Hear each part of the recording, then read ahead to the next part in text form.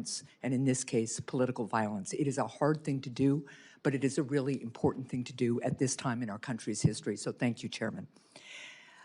The Department of Homeland Security was created in the wake of the September 11th terrorist attacks with a clear mission: to keep our country safe, secure, and free. The department's work includes counterterrorism operations, disaster recovery, physical and cyber protection of critical infrastructure, and immigration enforcement.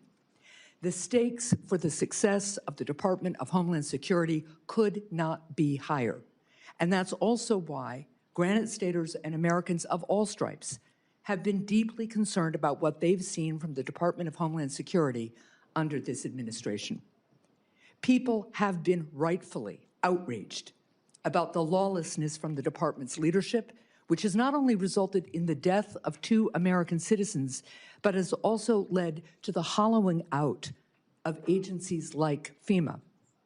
So to Senator Mullin and my colleagues, what happens here in this room today is not nearly as important as what happens at our border, on our streets, in our communities, and in our businesses tomorrow and every day thereafter. So, Senator Mullin, I'm going to start with a question I have asked every one of the President's nominees. If directed by the President to take an action that would break the law, would you follow the law or follow the President's direction? Senator, thank you for the questions and thank you for the concerns. First of all, I've enjoyed working with you on several different issues. We've had very blunt conversations. To answer your question, the President would never ask me to do that. Well, certainly everyday Americans who have served on juries would disagree with you about that. And the example he has set calls into question that answer. So, Let's Senator, move, sir. Yeah. I have limited time, as okay, you well know. Go ahead. In the past 14 months, Secretary Noem has fundamentally broken the American people's trust in the Department of Homeland Security. The top priority of whoever leads this department next must be to rebuild this trust. If confirmed to lead the department, how will you be different from Secretary Noem? Senator, I think I've said this in a private conversation too. I love Senator Noem's family, and I consider them friends. But everybody has different leadership styles. And throughout my businesses, when I would have to transfer one manager to the next or one executive to another area, and now you bring in a different one, they all have different management styles. My management style is empowering people. And as I said in my opening statement, I want to protect the homeland. I want to bring peace of mind. And I want to bring confidence back to the agency. I'm not going to be the smartest guy in any room I walk into, but I know how to get talent, and I know how to bring those people together. Let me interrupt you again. I'm sorry, sir, because our time is limited. But let's be really clear. What Secretary Noem did was give the green light to lawless behavior. Are you going to give the green light to lawless behavior? I will operate within the parameters and the policies and the laws that you guys set for me. And the Constitution of the United States. Of course, the Constitution the Fourth Amendment, among other things. Of course, the Constitution of the United States. I'll swear to uphold that when I get sworn in. But be very clear, I don't get to choose the laws that I enforce. You guys pass the laws. I enforce those laws. Right. And the reason why we haven't had... shooting a protester who was exercising his First Amendment speech and carrying a lawfully licensed gun is not a lawful behavior. Now, let's move on to another issue. Granite Staters pushed back hard against ICE's plan to build a detention center in Merrimack, New Hampshire. And despite poor communication from the department, eventually Secretary Noem canceled the plans for this facility. Senator, will you ensure that the Merrimack plan remains off the table, or will you consider restarting it? Ma'am, I haven't seen the facts behind it. As I stated when we spoke in your office, I will work with you on this. We want to be good partners in your state and in your community. I don't know the strategic purpose of it. I don't know what has happened, so it's hard for me to state something that I haven't got briefed on. But I have made this very clear to you in private and here too. I will work with the community leaders and make sure that we're delivering for the American people what the President set out. I appreciate that. In follow-up conversations with my office, ICE refused to comment on opening new facilities elsewhere in New Hampshire. They've said they won't do it in Merrimack, New Hampshire. But will you commit to me that ICE will not open any new facilities in New Hampshire or elsewhere in the country without the support of the local community? Ma'am, I will work with the local community, and I'll work with you in your office. I won't be able to speak to that until I understand the risk and the reason behind delivering the mission that's set in front of us. We got to protect the homeland, and we're going to do that. But obviously, we want to work with community leaders. We want to be good partners, and we're going to work in your state as hard to make sure we build relationships and work in that manner. Well, look, I will be here for a second round of questions because I have a lot more, but let me just point this out. Americans want to secure their country. I agree. We all love this country. We all know we need to be safe, secure, and we all want to be free together. The people of New Hampshire will take into consideration a request by ICE and the federal government to do its part. But transparency and local control and respect of local people throughout New Hampshire and throughout the country is an essential piece of our democracy. And what I've been hearing from ICE and from other DHS folks is, well, the pushback's too hard. You either can make the case for these facilities and explain how you're going to support the local community and deal with the fact that they'll lose property tax dollars, for instance, or if you can't make the case, it shouldn't be built. So I really would encourage the department and all of us to remember that this is a government of by and for the people, and if you can't make the case to the people, you shouldn't be doing it. Thank you.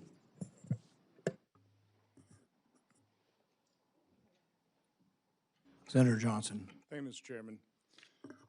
So, Markwayne, I'm going to use my time completely different than how I was going to when I walked into this hearing. I can't top what Senator Marino, the comments he made about how unconscionable it is that we're not funding and we're not providing paychecks to those 260,000 men and women that you will be soon leading. Other than working with no labels, we don't serve on the same committees, have never gone on Codell together, and that's oftentimes how you get to know our colleagues. So I don't know you as well as some of the other people on the dais here.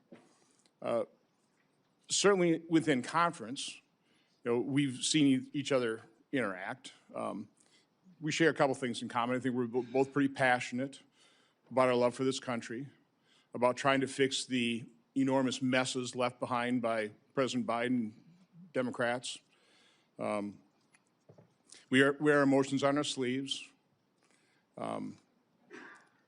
But I will say that I've been here 15 years. I've been through a lot of confirmation hearings. I've listened to a lot of nominees. I've heard a lot of introductions. If one of your first decisions as a nominee was to pick the person to introduce you, you couldn't have done a better job. I mean, the introduction from Senator Langford was probably one of the most genuine and heartfelt I've ever heard.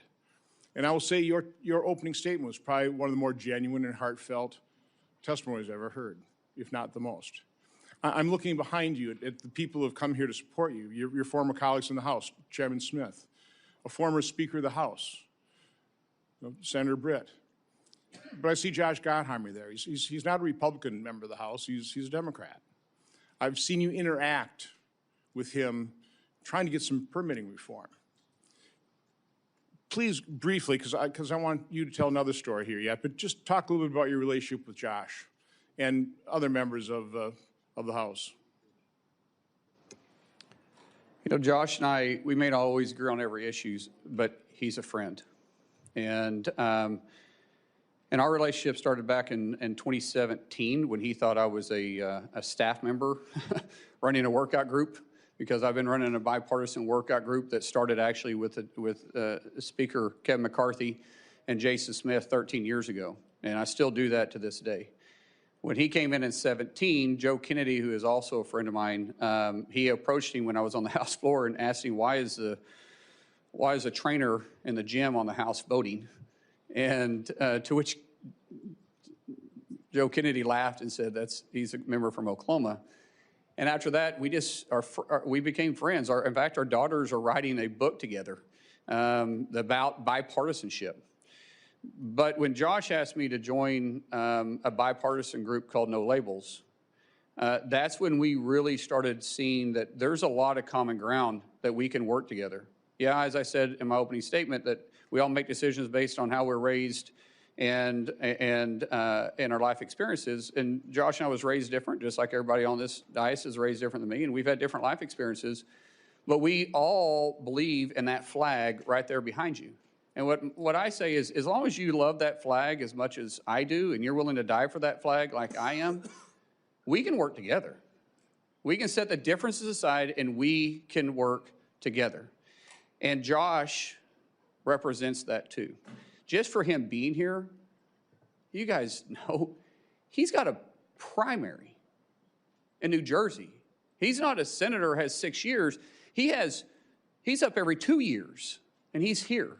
That's a friend that says, hey, my political differences are beside, I still like you. I cannot tell you how many members on the Democrat Party, which I love and respect, and I understand the politics, have came up to me since this nomination and say, hey, I love you, but I'm running for this office, but I'm running for this office, but I'm up for re-election. I'd be killed in my state. In most cases, I would support you, but.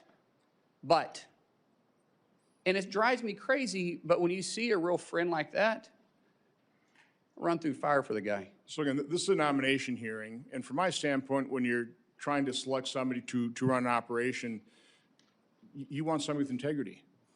Somebody with that passion toward the mission, keeping this nation safe, having this love for this country. It's also, I think, incredibly important that when you're serving in administration, you have a good relationship with the president. It doesn't work so well. I know you've got a good relationship with the president, and you told me a story, and I want you to repeat that story of your son who was grievously injured and a visit that the President of the United States made to that hospital. I want you to tell the story because I think it's important that people understand why you are loyal to President Trump. I'd like them to hear a different side of President Trump as well. Yeah. But I think also that'll serve you well as his Secretary of Homeland Security. But just tell that story. Ron, I'm going to try getting through it without crying then.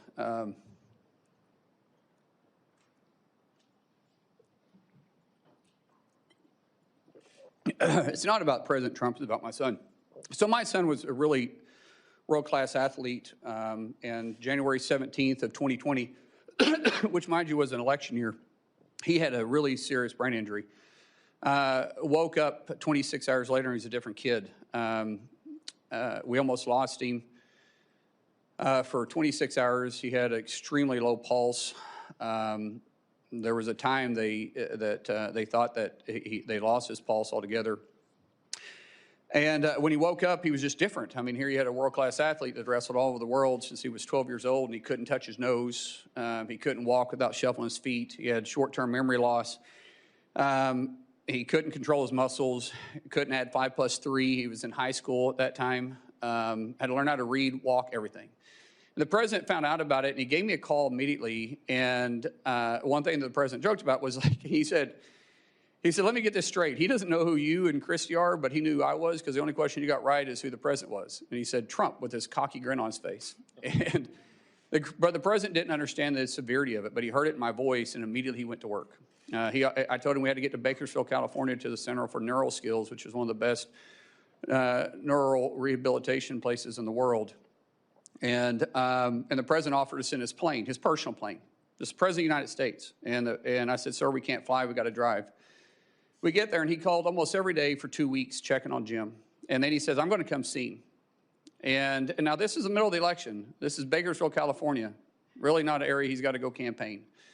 And he took the time to come up there and see Jim. And the senator told us that the short-term memory loss something would trigger it. Some big event would eventually trigger where he'd start retaining stuff. Until then, he was still having issues. And the president arrived, and of course there was cameras and everybody around, and of course none of the media ever talked about it, which was funny because the president called him on stage and talked to him. And then we went to the back, and the president didn't talk to me. He didn't know I was in, I mean, he didn't care if I was in the room. Here's a guy that's been over, and his tie is about as long as my son because my son's, it stunted his growth, and so he's 5'3" the rest of his life. And his team came to him twice and said, sir, we got to go, we got to go. On the third time they came over to him, he looked at him and he says, hey, I guarantee you that plane won't leave without me. And for the next 15 minutes, he did nothing but love on my son.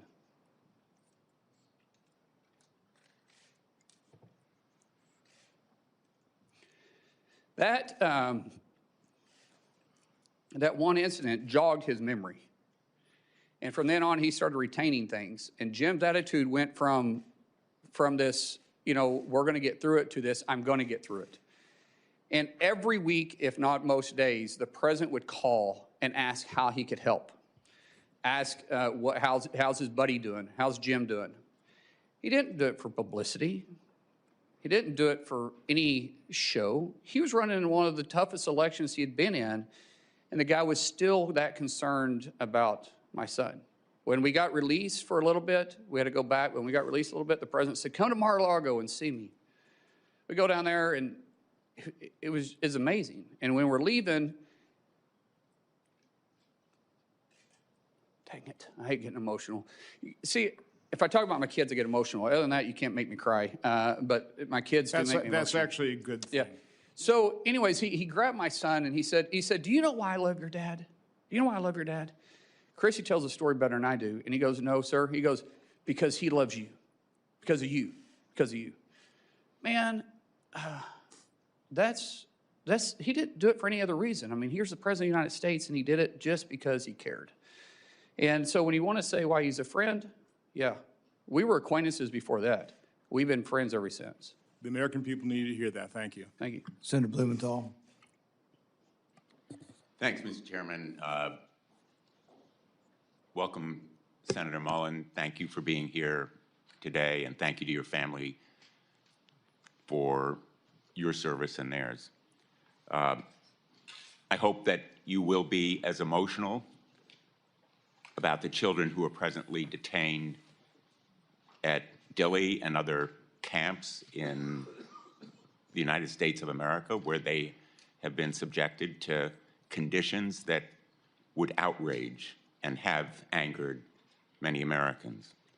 We're here because of a lawless and reckless agency that has broken into homes without judicial approval, shot United States citizens, detained them without any cause, and sometimes killed them. And I am looking for real substantive reform in that agency, as you and I have discussed when you came to talk to me. A break with the past, with former Secretary Noem and with the White House, Steve Miller and others who have used Kristi Noem in effect as a puppet to implement lawless policy. I welcome that you have stated you regret your statement after the killing of Alex Preddy. You said on Fox News, quote, unfortunately, an individual, a deranged individual that came to cause max damage with a loaded pistol with an extra mag that was completely loaded and shot and killed. And you regret that statement, do you not? I've already said that, sir, yes. And what about what you said about Renee Good after she was shot and killed? You appeared on CNN and you were asked whether you believed the shooting was justified, and you replied, quote, absolutely.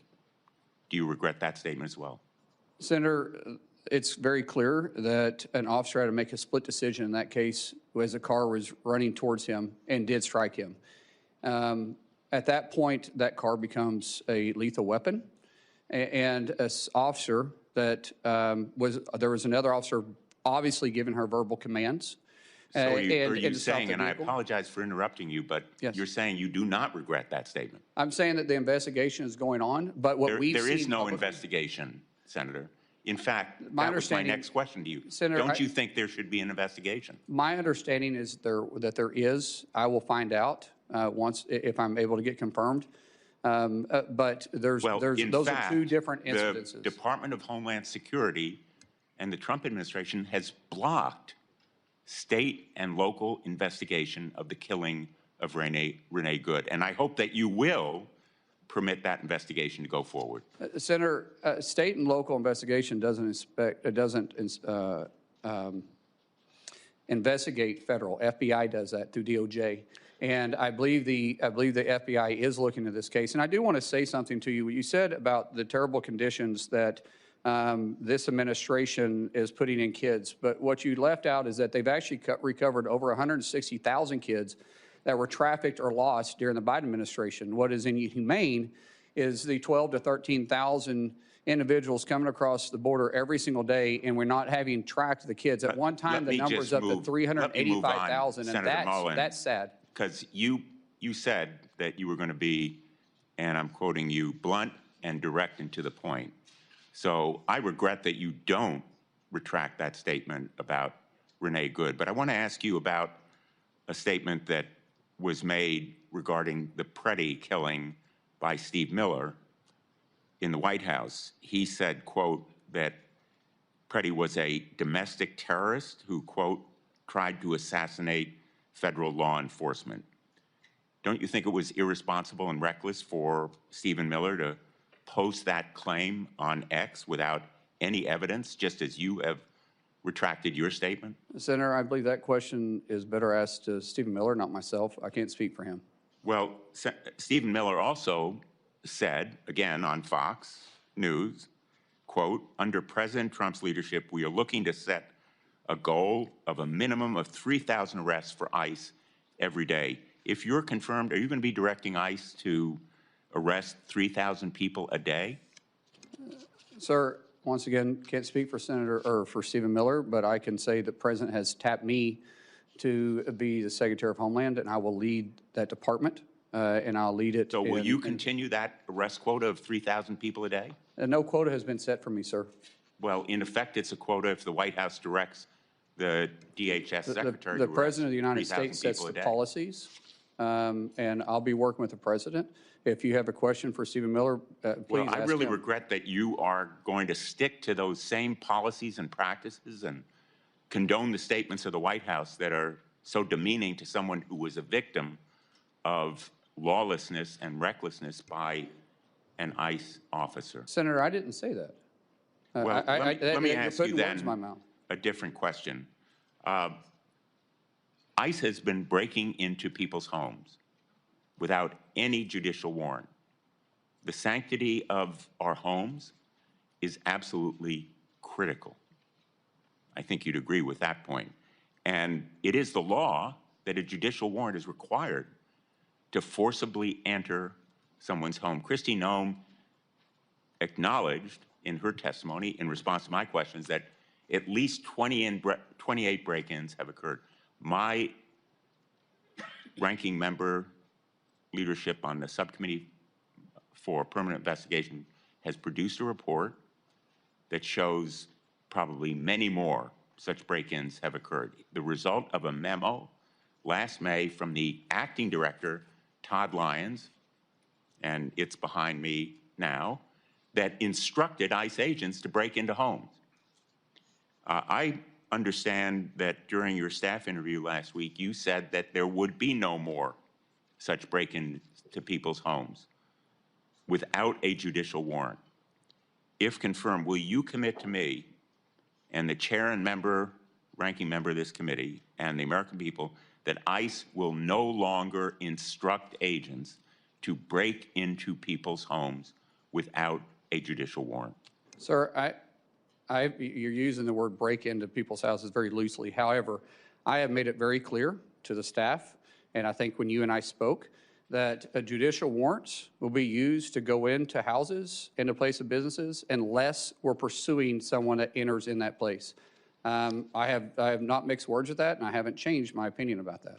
A whistleblower testified to our hearing that, in fact, ICE agents have been instructed as part of their training to forcibly enter. I know you don't like the word break-in, but forcibly enter is breaking into somebody's home, bashing down the door, terrorizing children, instructed them to adopt this policy. Will you commit that no longer will ICE agents or CBP agents be instructed to forcibly enter people's homes without a judicial warrant? Sir, I've already answered this question for you. I said we will not enter a home or a place of business without a judicial warrant unless we're pursuing the individual that runs into a place of business or a resident or a house. Senator Langford. Thank you. Thank you. Markwayne, right now, is FEMA currently funded? No, sir. Is CISA currently funded dealing with cybersecurity? No, sir. How about TSA? No, sir. Secret Service, No, sir. Coast Guard, No, sir. Customs and Border Protection, No, sir. the Weapons of Mass Destruction Office, No, sir. Customs Professionals. No, sir. This is something we got to get resolved. We can complain all we want to about where things are, but we have an argument and a disagreement on policy areas, and 250,000 federal employees and their families are the ones that are suffering because of our argument. There's a way to solve this. We've talked about it a lot. We should just stay here until we're done. Just keep arguing it out until we've actually solved the problem. But instead, we broke last weekend. Everybody flew home right past the TSA agents that are not getting paid while we flew home. Why didn't we stay? To be able to try to get things resolved. That's my encouragement, has been my encouragement all along. We shouldn't walk away from a disagreement when there are families all over the country that are the ones suffering for it. Unfortunately, the state of Oklahoma is pretty familiar with natural disasters, as you know well. You and I have been in multiple different natural disaster scenes. There's a lot of work that's happened at the border so far. The border has moved from 12,000 people a day illegally crossing the border and being released into the country, unvetted, unchecked, to now a handful of people even attempt to cross our southern border, and those that are arrested and detained, as is the law. FEMA is still an undone project. And I'm not blaming that on Kristi. There's a lot to get done on it, but you're going to walk in with a project going on with FEMA right now. Love to get your ideas and your thoughts. You're very familiar with this area and have great experience on it. What are your thoughts on how to be able to get FEMA into a better place so that people aren't waiting forever for a response? FEMA was never designed to be the first responder. That's the states. FEMA was designed to be the assistance to the states when the disaster reaches certain levels, which we need to discuss those too, because I think some of the levels are unrealistic, especially Senator Hassan and I have talked about this, that sometimes in rural areas, they're not able to meet those thresholds. But working with the state, allowing the state to have their emergency response, FEMA simply helping write checks and assuring that they have the capability and the manpower if need be. But for the FEMA to walk in like FBI walking on a crime scene and taking over, no one's going to care more about their backyard than the people that live there in that state. And I think there's a lot of good ideas. I've heard at meeting with so many of you all, there were so many great ideas on how to make FEMA work better. It's got a great mission. And I think people at FEMA want to do their job, but we can be more effective and be more direct and speed it up. Taking years to get reimbursed is not acceptable. Taking, honestly, months to get reimbursed is not acceptable. See, small municipalities, they can't afford it. They don't have that tax base to do it. And they're already going through a struggling time, which means they're probably losing tax revenue, especially if it hits their town. So we've got a lot of work there. I do believe that the definition of insanity is doing the same thing over and over again, expecting different results. That means we're going to look at each one of the 22 agencies that fall underneath DHS and say, how can we deliver the mission better for the American people? That's great. That'd be a huge help to everybody. Talking about the length of time it takes to get a response, you've been a part of, as I have, on the nonprofit security grants that are out there. We have some locations that are higher risk than others. Synagogues and temples have been one of those very high-risk locations that are out there. Last week in Michigan, we had another situation where an absolute terrorist drove a vehicle packed with explosives into a Jewish daycare, intending to kill as many Jewish children as he possibly could. I mean, that was his intent, was to be able to do that. That location happened to be one of the locations where there's also been this nonprofit security grant to help harden that facility. We have multiple challenges here. One of them is when the decision is made, they make a request, go through the paperwork, get approval to be one of those locations that we say, hey, we need to harden this location. Once the approval is done, it may take months to over a year just for the dollars to actually come on it because there's more bureaucratic hoops to go through. So as you're dealing with things like contracts that are out there and the way decisions are made, or FEMA, that's one of the areas I would encourage you to take a look at. I know you're very passionate about. How do you fix the issue where approval's been done and everyone's saying, great, can we get to work? And the federal government says, no, you can't actually get to work. you got to wait some more before the actual work can actually begin to do that. How does that get fixed? We got to streamline the process and cut out the redundancies. The amount of paperwork, the Senator from Michigan and I had a long conversation about this, the amount of paperwork to just, once you're approved, to get the funding flowing, and then the paperwork that's followed up on it is way too encumbersome. And there's a better way to do this. Some of these policies, I have to work with you guys on. Some of these grants were written with checks and balances, which we all got to be very cautious on how we spend the taxpayer dollars. Things that I can change, things that I can cut out on the redundancy part of it, I will work with. Things that, as the Senator and I talked about, things that it may take you to make changes on, we'll bring it to your attention. I will work with you, and we'll see how we can make it better. Be great. As you know, Oklahoma's been one of the leaders in counter-drone. This is a big issue for us as a country. Every high school football game, every college football game, every gathering of people for every festival and gathering across the country has now become a risk location for drones and drone mitigation. FBI can't be everywhere. We don't want them to be everywhere.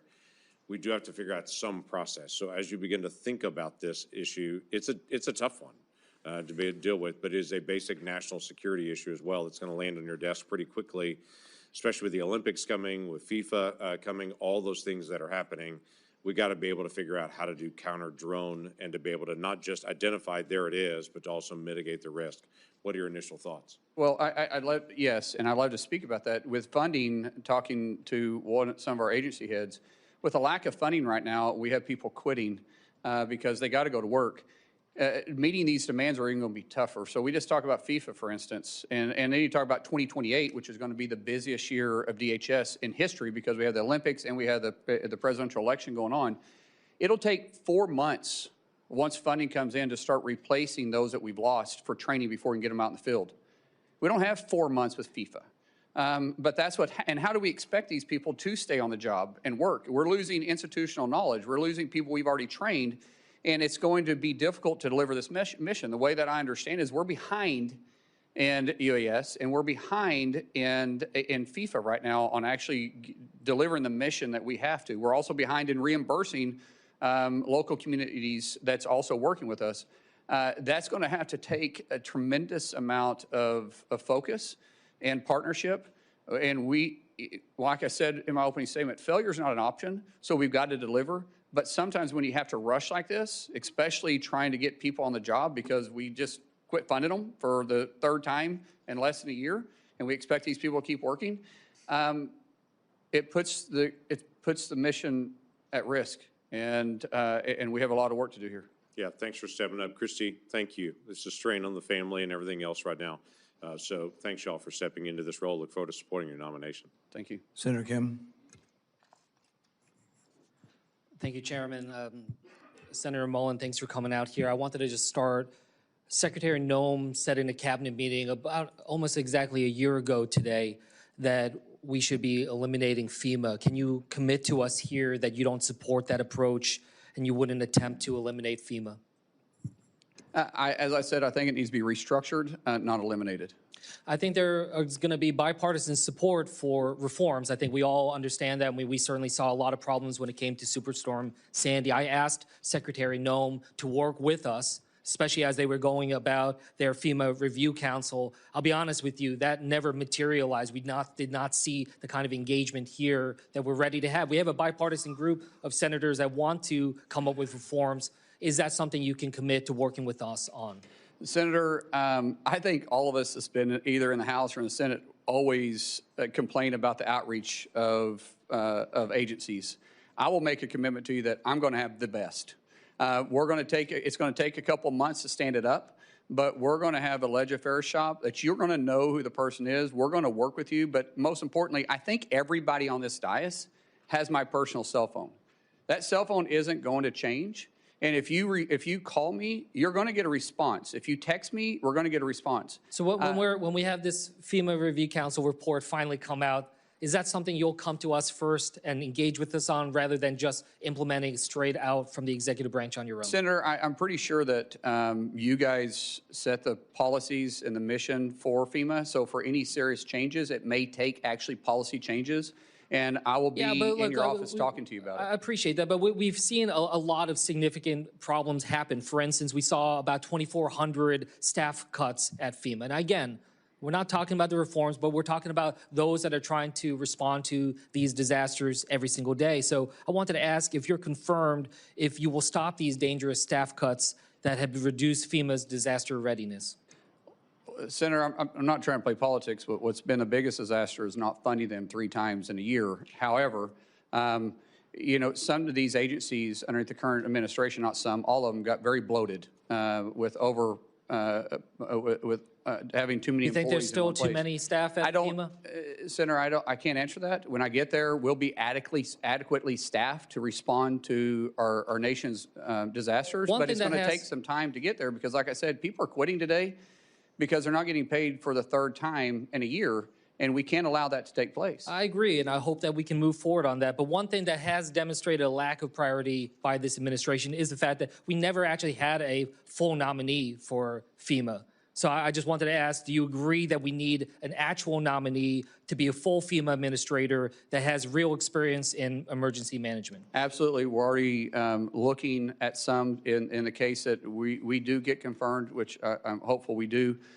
We are making that a priority in each one of our agencies. But, you know, the confirmation also has to go through you, and we know I get it, but at least we partisan can that get a can be. nominee before us, and I think that that's something I hope to take away, that is a commitment you'll make. By honestly, by the experience that I've had, which has been an interesting experience, it's a lot to ask someone, and they got to be fully committed. If they go through this process, it's tough. So I would ask you, if I do this, give them a fair shake. For me, a lot of you guys aren't giving me a fair shake to even earn your support. So if I bring somebody else into you, maybe you'll give them a fair shake and you'll actually work with them, because I'm going to find somebody that is capable of doing the job, that's smarter at me at doing the job, that has experience doing the job.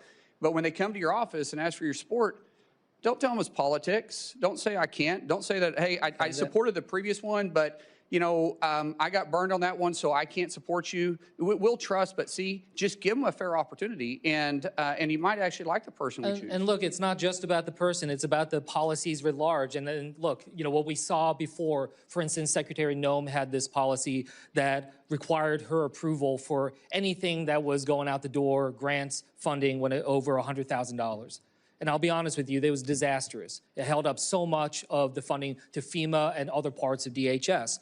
You know, Senator Peters and I did a review of this. Over 1,000 FEMA contracts, grants, and disaster assistance awards were delayed. So I wanted to ask you if you can commit to revoking this $100,000 policy by Secretary Noem. Sir, we talked in your office about that, and absolutely. That's called micromanaging, and I don't know if Secretary put that in or someone else did. I'm not a micromanager. We put people in, we empower them to make decisions. What is required to come up to my level will make decisions. We will have a very clear line of communication with every one of our agency's heads on their authority that is given to you, that you gave to them within their parameters, and we'll discuss. But we're also going to be very responsible for the taxpayer dollars. But it's unrealistic to some degree. It's just adding so much red tape, though. I mean, they really delayed, especially when it came to disaster response down at the Texas floods. I want to switch gears here. This is something you remember we talked about, but you know, we have this effort right now. ICE has purchased a warehouse in Roxbury, New Jersey. It's a facility the size of 8 football fields to house over 1,500 detainees.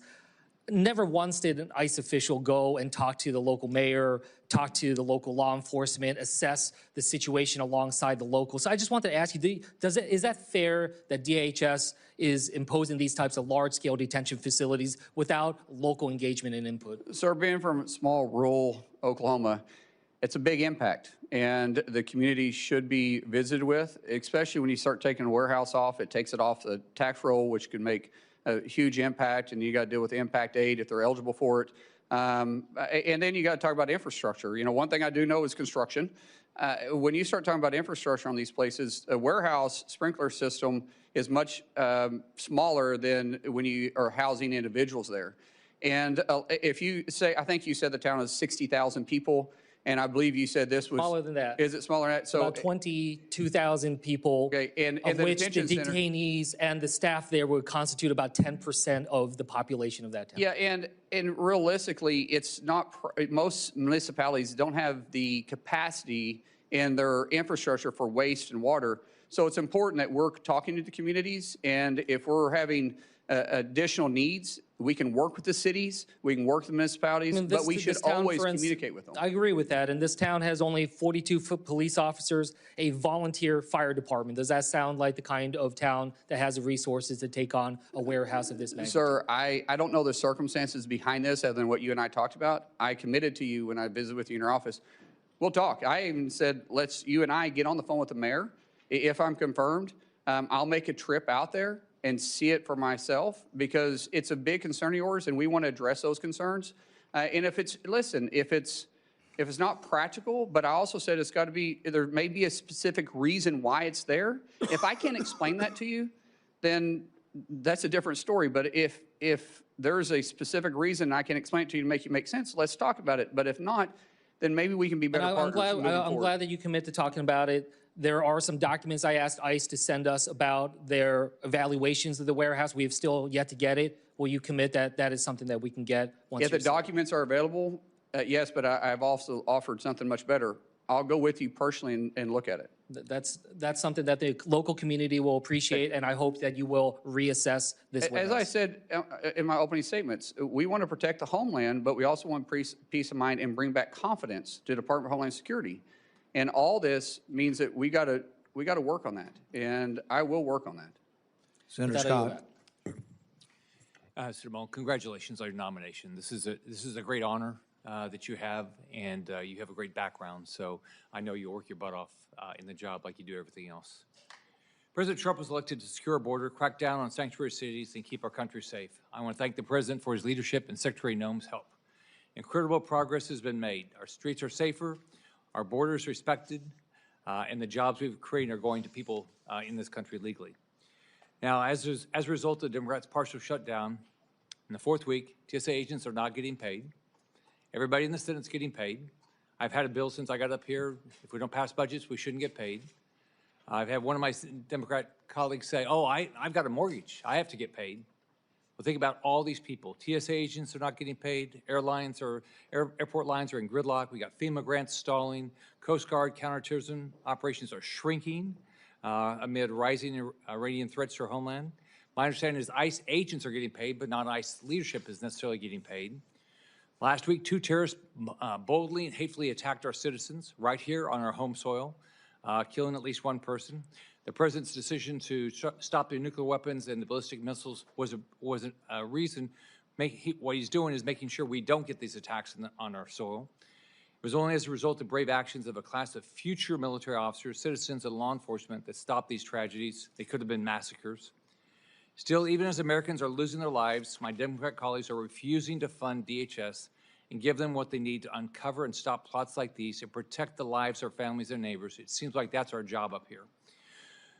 So, Senator Mullin, how do you view Senate Democrats recklessly holding DHS funds hostage at the expense of our national security interests amid threats from Iran and its proxies? Senator, it's unconscionable. How can you sit there with a straight face and say that we're trying to take care of the American worker when you're choosing to not pay 260,000 people and you're affecting their families? We've heard the stories of families having to stand in charitable lines for basic needs or getting a loan. And like I said, this isn't the first time. We're a month into this. They just came out of a 43-day shutdown that they were probably just recovering from.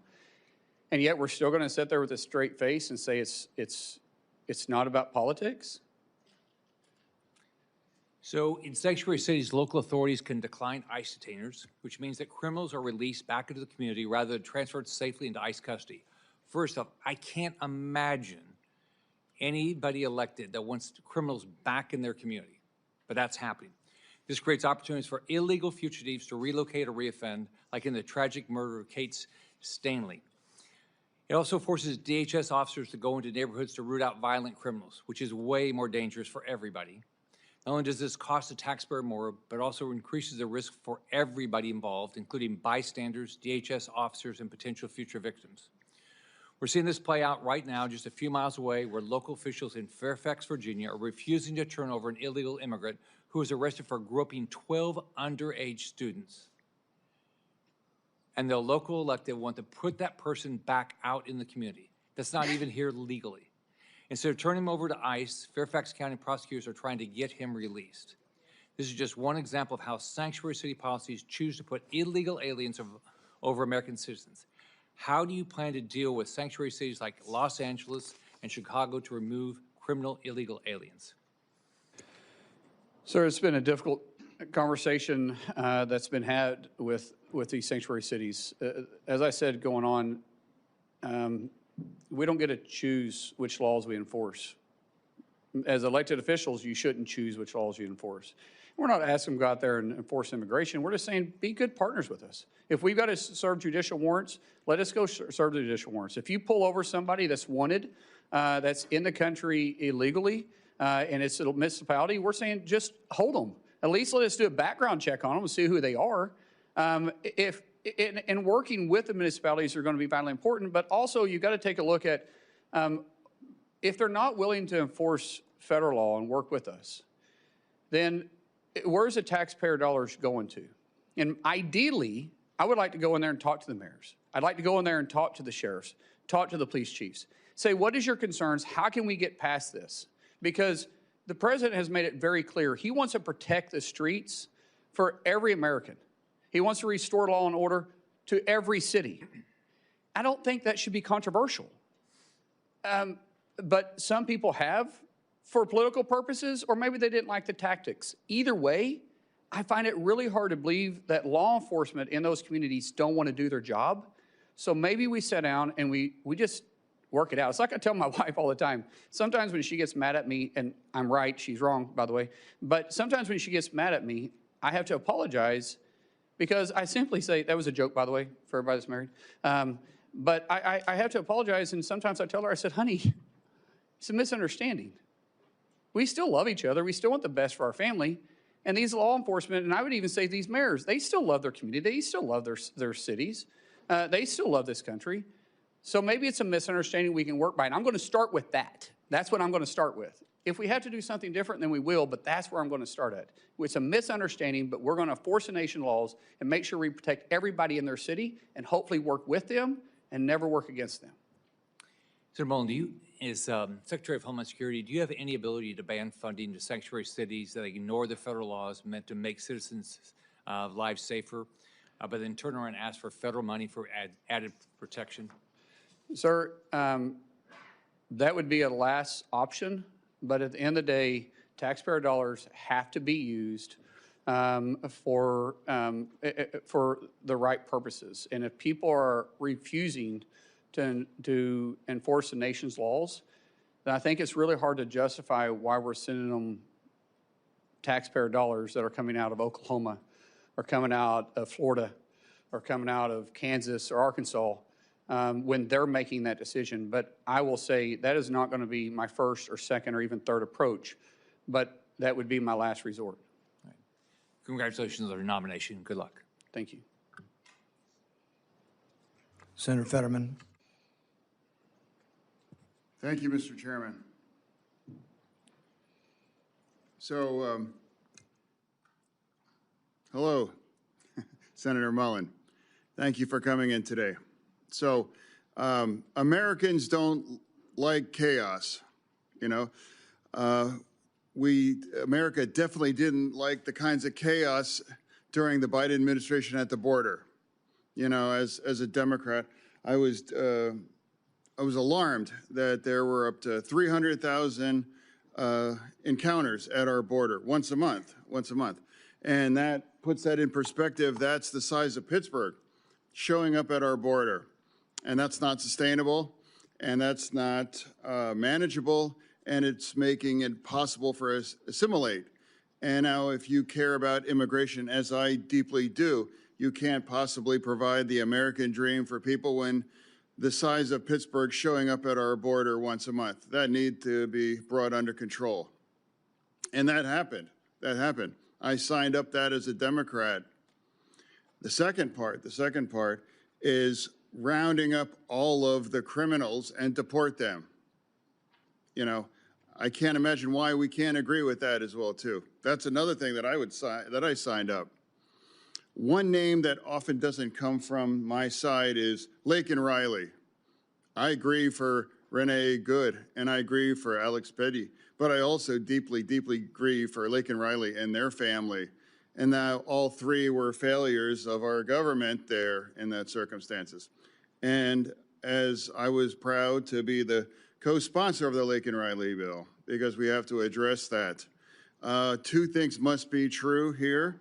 We need to have a secure border, and we have to round up and deport every single criminal in our nation. I can't imagine why that's critical or controversial for anybody, you know. So I'm trying to find a way forward.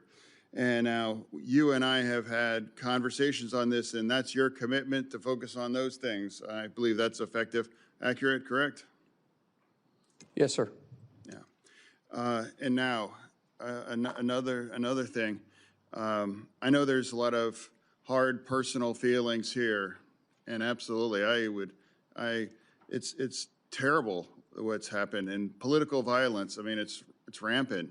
So now, but also, President O'Brien's here not for round two. He's here because he fully supports your amendment. Correct.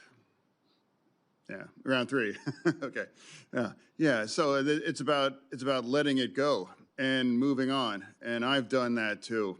When I was in the hospital and things were touch and go, you know, I know there were unkind things said about me, but I can just say that it's better to just let it all go and to find a way forward. That's the time that we're in right now in our country on that.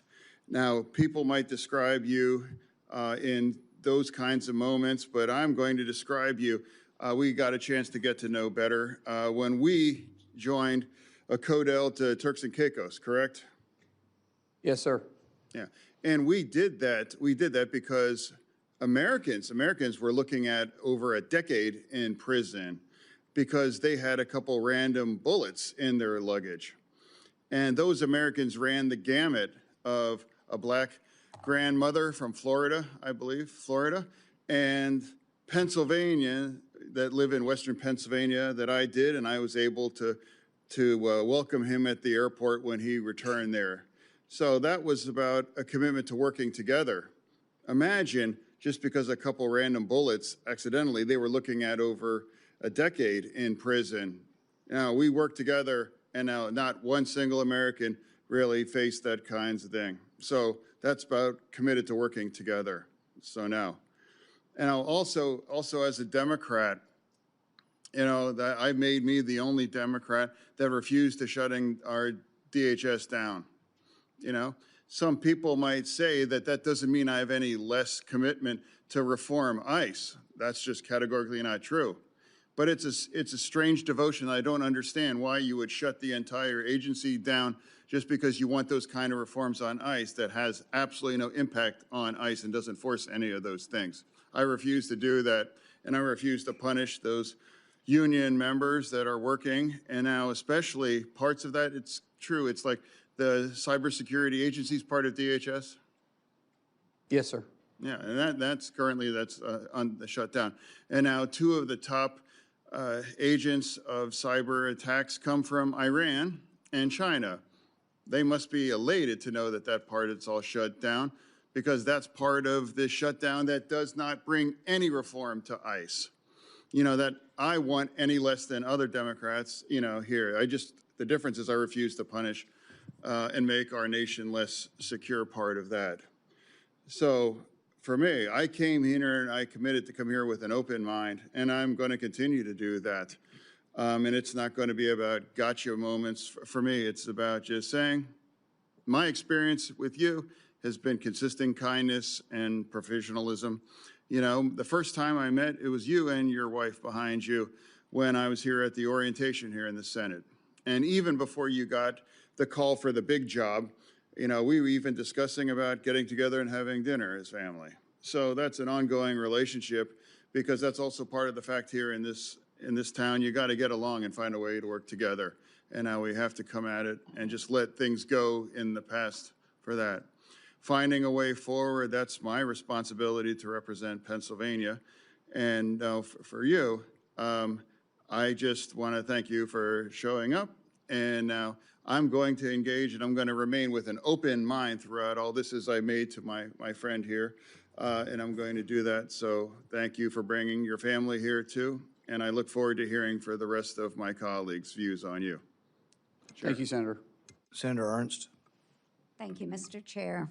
Thank you, Kristi, for being here as well. Senator Mullin, I have to say, I'm just going to be blunt, very honest with you. I hope that the president is watching. I am going to say to the president, I am really upset that he has made your nomination. Why? Because I will be losing from the Senate one of the best friends that I have here, truly. But in that same accord, I am so grateful to the president for making your nomination to Department of Homeland Security. So we've had a lot of discussion here. I know, just as Senator Fetterman said, there are a lot of differences and opinions on the politics surrounding DHS. And Senator Fetterman mentioned that he grieves for all of those that we have lost.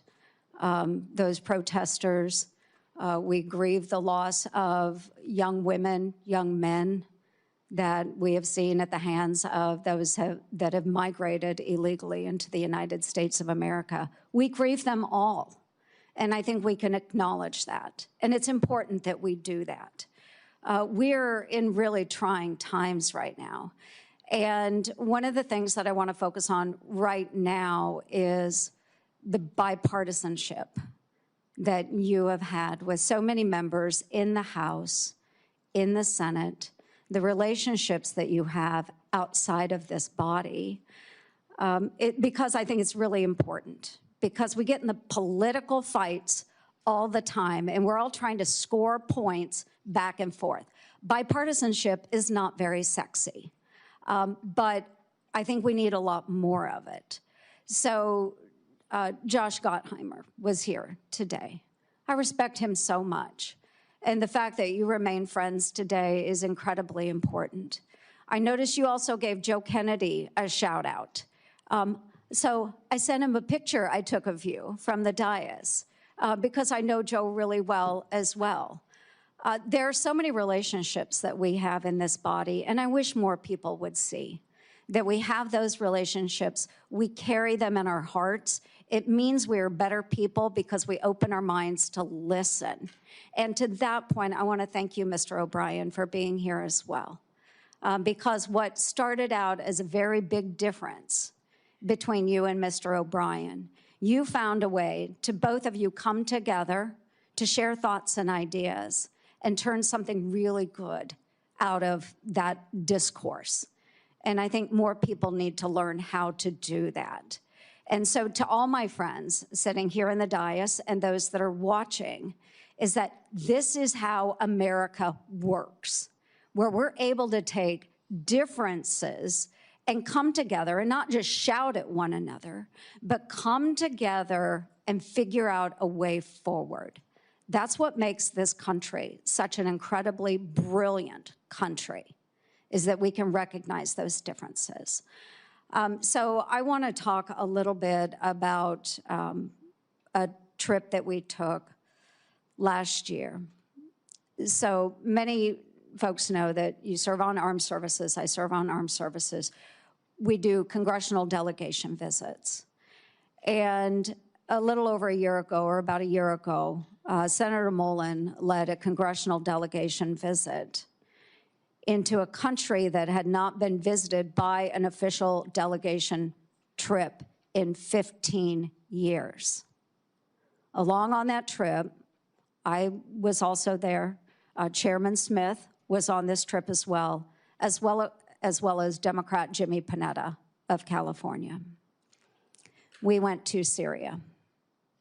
We sat down with the president there, al-Shara, for his first official visit from the United States of America. Now, a lot of people will say, he was a member of Al-Qaeda. What are you doing sitting down with somebody that was a member of Al-Qaeda? It's the same reason we sit down with people that we have differences with, is to find a way forward. So, Senator Mullin, I would like you to talk a little bit about that trip and why you believed it was important that we do that. Thank you. Thank you, Senator. You're right. The president of Syria wasn't really somebody we should have a lot of common ground with, and we actually talked about that. Him and I talked about that, had a very blunt relationship about it. But the fact is, our world is different, and there's different leaders for different countries and different places, and you have to understand the region and the area they're in. We're not in the business of necessarily picking the leaders, but when we do, hopefully there's a way that we can work it out. And if you remember the president at the time, he said, when I was younger, I was fed a lot of propaganda, and I'm paraphrasing this. He says, but when I was in American prison in Iraq, he started looking at things different. And then he also went on to say, yes, I was affiliated with Al-Qaeda, but it's much like you guys being affiliated with Russia. It was interesting to me knowing how you went through the history. He said, it's much like you guys being affiliated with Russia and China and World War II, and look where you're at today. Sometimes in war, when we're fighting for our country, I left Iraq and came back and fought for Syria because that's my home. We have the most diverse population in the history of the world in Damascus. And I don't want the foreign influence. And after I got out, I realized my fight is for my country, not for this necessarily organization, but for me to get resources, for me to get fighters, for me to be able to fight for my country. And hopefully, even though he said openly, I never planned on being president of the country. I was just wanting to get my home back. I find myself here. And he was very open. He says, I have made mistakes. And I said, I've made mistakes too. And I said, we're not perfect, but if we can work together to be a trust but verified. He says, I want a relationship with the United States. I want to have that relationship. That's not common for somebody with Al-Qaeda ties. That's somebody that says, yes, my past is my past, but I'm looking to the future. And I think we all have past. In past, we can learn from. We can learn from successes and failures in our past. But if we can grab the past that we made a mistake on and say, yeah, that's a mistake, I'm not going to make it again, that's a lesson. That's where wisdom comes from. If you can also learn from your successes, then that's also where wisdom comes from, and that's considered someone that has the potential to be a leader. And I would rather work with those leaders like that than to continue to see the civil war that was going on, and in some cases still going on in Syria. Yes, and thank you. And I just use this because my time has expired, just to demonstrate how we all have such significant differences. We can come from different backgrounds, but I've been on a lot of congressional delegation visits, folks, a lot in the 12 years that I've been here. But to watch Senator Mullin lead this delegation and to be able to speak to someone that is far different than we are and bring our countries that closer together, I know that he will do that with every one of us serving in Congress. I know you will represent us very well. You will represent the administration very well. You will make our country safer. So thank you, Senator Mullin. Thank you, Kristi, very much for your friendship as well. Thank you, Mr. Chair. Senator Slotkin. Thank you. Thanks for being here. Thanks for our conversation yesterday. I want to just actually add on to what Senator Langford was saying and just focus on the attack we had at a temple that's very close to my heart in Michigan, place I know well. Last week, we had an anti-Semitic attack meant to terrorize not just that synagogue, but the entire Jewish community. And I think the light is really blinking red. And that is the feeling for the Jewish community. And just as an objective statement, the Jewish community is 10 times more likely to be the victim of a hate crime than all other religious groups combined. That's not a political statement. That's a factual statement from FBI data. We talked about the need to work together. The Jewish community is spending about $1 billion a year privately securing their own institutions. No religious group should have to spend that amount of money that could be going to lots of other things on their own security in the United States of America. So I would just ask your help in reforming the nonprofit security grant program so it's agile, so you don't have to like win the grant and then still do 100 pieces of paper, maybe even looking at a rapid reaction fund, but certainly asking for some sort of task force. You know, I'm thinking about the community in Australia that went to the Australian government, the Jewish community, and said, we're seeing just a real uptick in threats. We're terrified. And then we have Bondi Beach and a very horrible thing. So can we just agree in public, again, on a bipartisan basis, to sit together to reform this program and figure out how we manage to the threat, because we're not hitting it right now. Senator, you have a wealth of knowledge from your service in the intel community, and you will know this issue probably better than me. And so I would welcome the opportunity to sit down and talk to you, figure out what we need to do. I know this is very personal to you, and that's great. We may have some differences on some political views, but this isn't one. You and I will be, you know, laser focused and get this resolved if it's possible. But yes, I would absolutely welcome an opportunity to work with you on this. Great, I appreciate that. I think, you know, in general, your position or your future position as Secretary of Homeland Security sits at like the fulcrum of these big issues we're having as a country. Just big cultural issues. The use of law enforcement in our streets and where our rights begin and end, and then our elections, our democracy. And given the importance of that, I think it's important that we state really clearly where you are on those two issues. You know, I think first and foremost on the use of ICE. You know, my state voted for Donald Trump in 2024. A lot of people supported the president's immigration agenda, but then they watched with their own eyes, not filtered through a news source. They watched with their own eyes American citizens killed in their streets for protesting. They saw children caught in the crossfire and being tear gassed. They saw people randomly being pulled out of their cars and walking down the streets because they happened to look like they could be an immigrant and checked for their papers, which for many of us has a real history. They have seen people law enforcement go into people's homes without a judicial warrant for a country that was invented because we were being oppressed by a foreign force that demanded entry into our homes. So you say you don't want ICE in the news. You say you want to rebuild trust. Your predecessor was fired because she couldn't manage that, and you know, people had to go in and bring the temperature down. Can you, without other words, just state clearly what you'd be willing to do to fundamentally reform ICE and put into law to do so, since that trust is gone? Ma'am, as you know, I can't make the law. You guys make that for me. But you're going to be the secretary. Yes, I agree, but I can't make the law. I can work within the parameters. No, but tell us what you'd be willing to put into law. So right now, the law that I work into is your guys' decision. We'll work through that. But I do believe there is a better approach. And I think working with municipalities, I would love to see ICE become a transport more than the front line.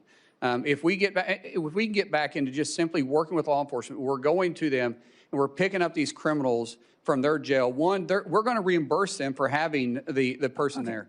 And have partnership is vitally important. I don't think there needs to be a law to change that. I think I can work within what is there, but there's an approach that can happen, but we got to have partners. Yeah, I understand, but we're not going to agree to this here, but I would just say the ability, you know, the trust is gone, and not just with Democrats.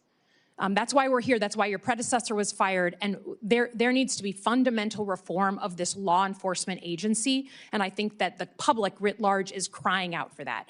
Let me turn to elections. Senator, let me turn to elections.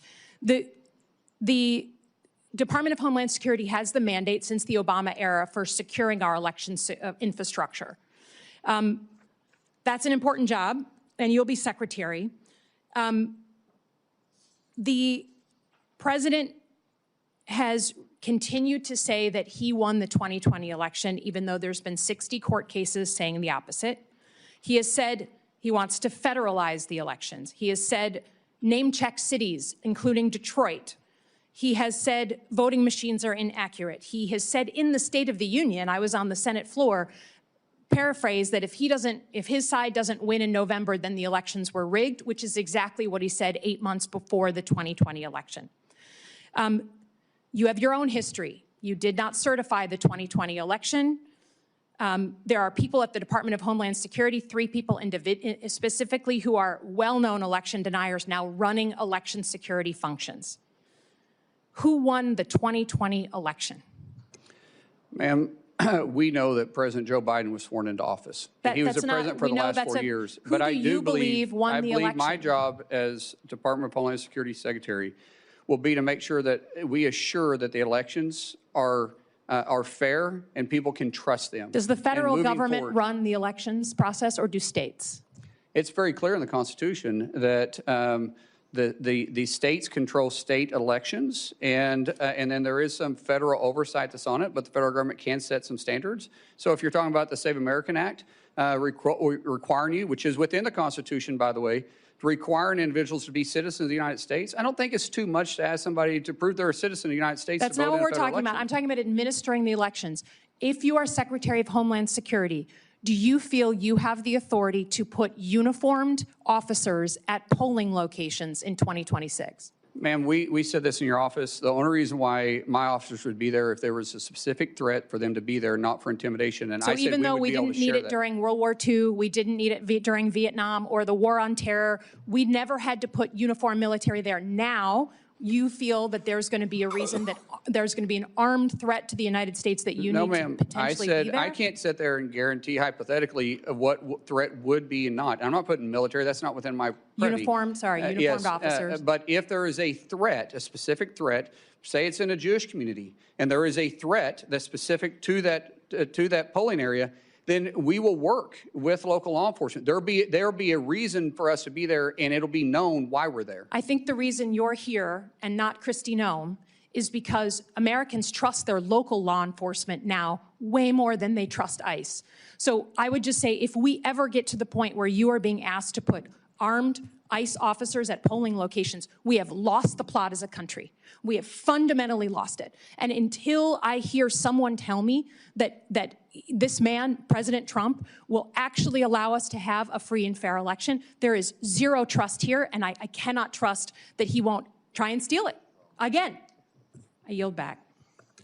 Senator Moody. Thank you, Mr. Chairman, and congratulations on your nomination. Congratulations to your family. I can't think of a better person at this moment in time to lead such an important agency.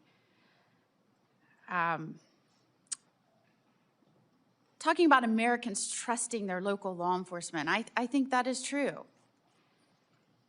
I think that's one of the reasons, as the Attorney General in Florida, I worked so closely with our law enforcement, our local law enforcement, to make sure we were triaging our resources and going after really bad people that wanted to harm our community in a way to make our state safer. And part of doing that is we supported them.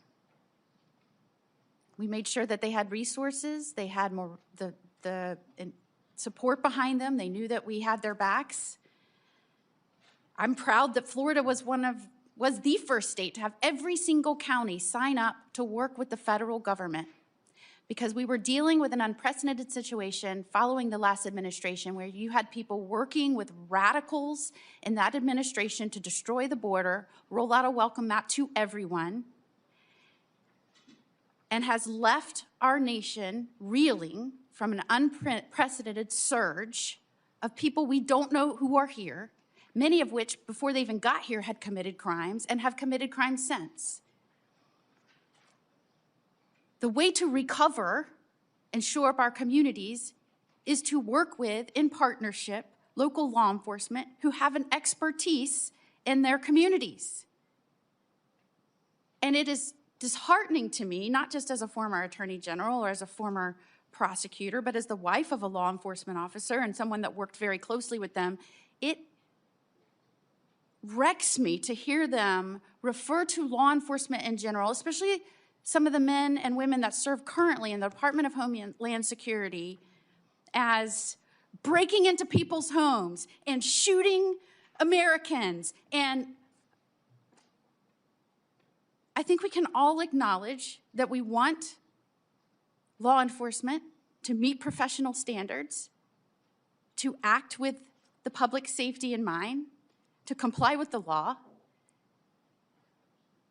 But we do not have to disparage an entire profession of men and women who put their lives on the line for you and for everyone in this room, and said that they were going to dedicate their professional careers to stand on that line and put their safety behind yours. When President Trump got in office, so many of these states on the Democratic side said, I will never work with that man to come in and correct and rid the communities of people that are going to do it harm. We won't. In Minnesota, the first thing they said, I will never help that person. I won't lift a finger, the Attorney General said. So in Florida, where you have 67 out of 67 counties signing up, tell me what I can do to help you. In Minnesota, they had like 7 of 87. Does that surprise anyone? No, because their state leader said, we will not help you. We will not go after the most dangerous in our communities. Have at it. See how it goes. We won't lift a finger. And when the administration says we are dealing with an unprecedented situation, 11 to 20 million people, that's never happened in the history of our country, how do we do this? We need to make sure we're focusing on triaging and getting people out that we know may do harm to our communities. They're like, what are you talking about? You can't have quotas. They won't talk about the quotas where they said we're put to Border Patrol, push more and more and more and more in. However you need to do it. Don't tell us how we can stop this influx or this surge. Tell us how we can push more in. They won't talk about that. And they want to tell you about focusing on children that are here, that are now here. Yes, you need to do that. As somebody that has pushed to protecting children and fought against trafficking with law enforcement's help, yes, you need to do that. But I loved how you said, let's talk about the tens of thousands of children that the federal government helped traffic under the Biden administration that we lost. And when they were made aware of it, they ignored it. You will now have to take over an agency that is charged with cleaning up a disaster, a danger. The Biden administration did that. I cannot think of a better person, someone who acts passionately and fiercely fights for the people he loves, and someone who loves this country and thinks of other people before himself. I am telling you, in Congress, there are all kinds of personality types. But this man came up to me time and time again as the newest United States Senator and said, what can I do to help you? How can we make this place work? How can we get this done? And I look over the course of your life, you left school when your father got sick to go help your family business.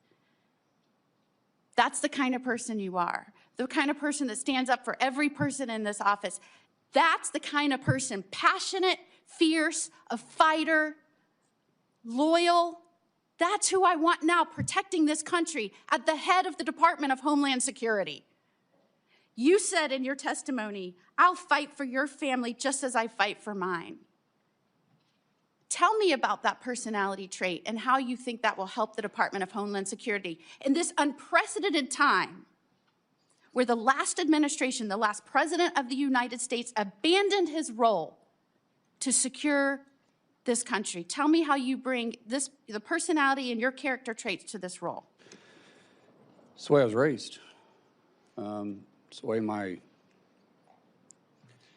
my dad raised us, the way my mom raised us, the way they were raised. We love this country. I mean, think about it. I'm getting to live the American dream. You're telling me a kid from Westville, Oklahoma with a speech impediment would ever be able to be here? That only happens in America. Only in America. And we all probably have the same type of dreams because none of us have royal blood. Maybe some of your parents might have served in public office or not. Mine most certainly did not.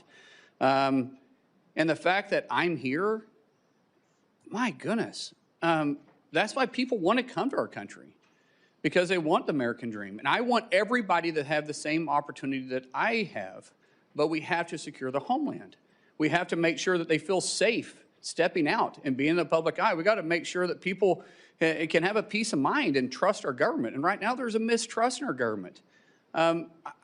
I think we have an opportunity to maybe work on that. I meant it when I say that I hope in 6 months we're not. I can't guarantee it because the news choose what they're going to run, but I hope that I'm not on the news every 6 months or 6 months from now every day.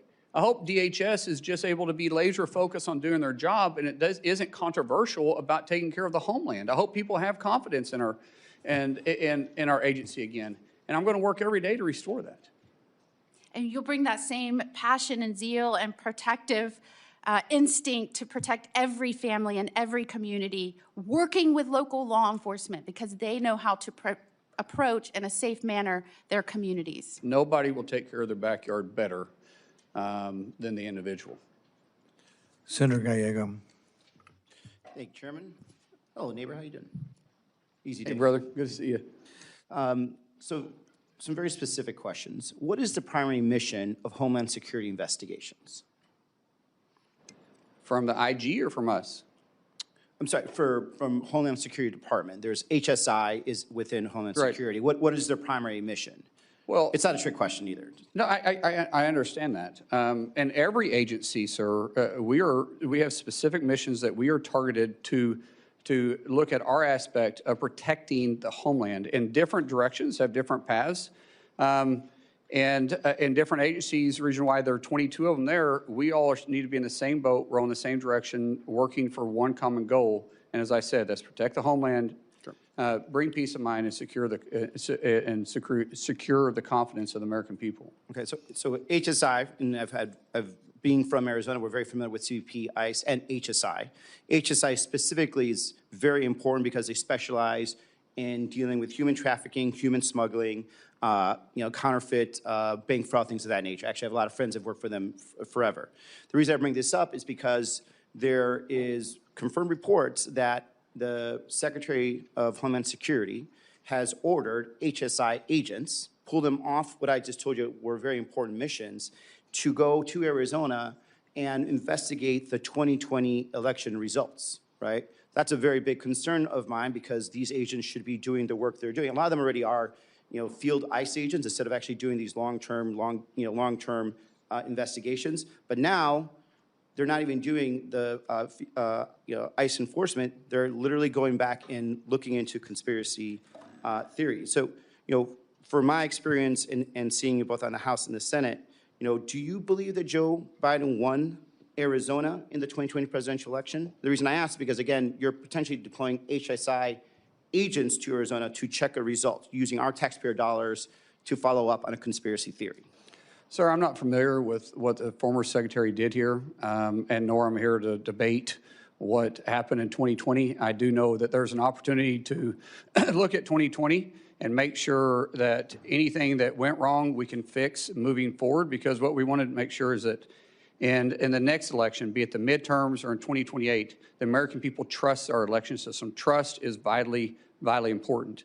I want to always look at past mistakes and past successes, because I've addressed this multiple times, and I know everybody's busy here, and I know you didn't get to hear me earlier.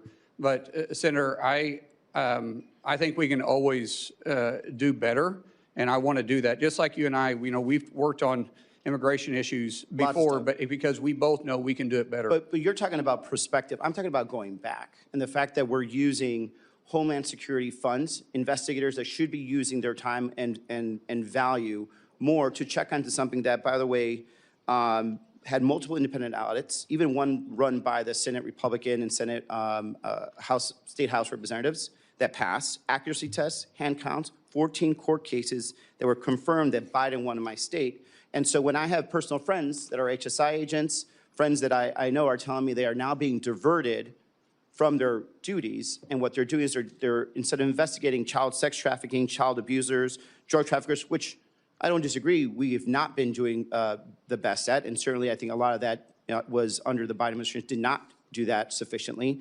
But now instead of it not being done, now we have the opposite, where some of these best trained people are being ordered by somebody within the chain of command of the White House, which I get to question later, to go investigate this false this false conspiracy theory, right? And like, as much as, for me, a concern of mine, because, I do know you very personally, and we got into work together, I think, you're an upstanding guy, and I reject this idea that you're not qualified for this job 100%.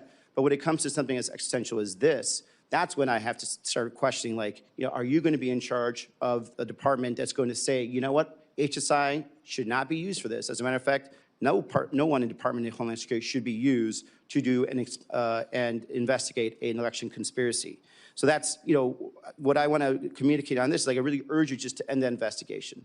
There's no reason why we need to be relegating back to 2020. There certainly isn't any reason why we should be using these highly trained professionals that should be going after some horrible people to be investigating conspiracy theories that have been litigated multiple times, and put them back where they were. Moving on from there, my other concern is something that I saw, with the previous secretary, and something that I've seen in myself in my time in the Marines, is that a chain of command is very important. I don't believe there was a real chain of command that was in the Secretary of Homeland Security. And when I say that, it's because I think Stephen Miller was the person that was actually calling the shots there, and you could see the results of what occurred. You had men and women in ICE and CBP that felt that they were unaccountable, talking to actual ICE and CBP agents from Arizona that got deployed to Minnesota. They don't know who really was in their chain of command. They didn't have operational orders. A lot of them did not understand, how to actually engage with the public at all. And when there was a point of who is responsible for making decisions, they could not figure out if it was Miller or if it was Secretary Noem and her deputies. They couldn't figure out if there were quotas versus there are quotas. Now we know that there are quotas. This is the problem. Is like, I want to make sure that if you're there, you're in charge and not Stephen Miller.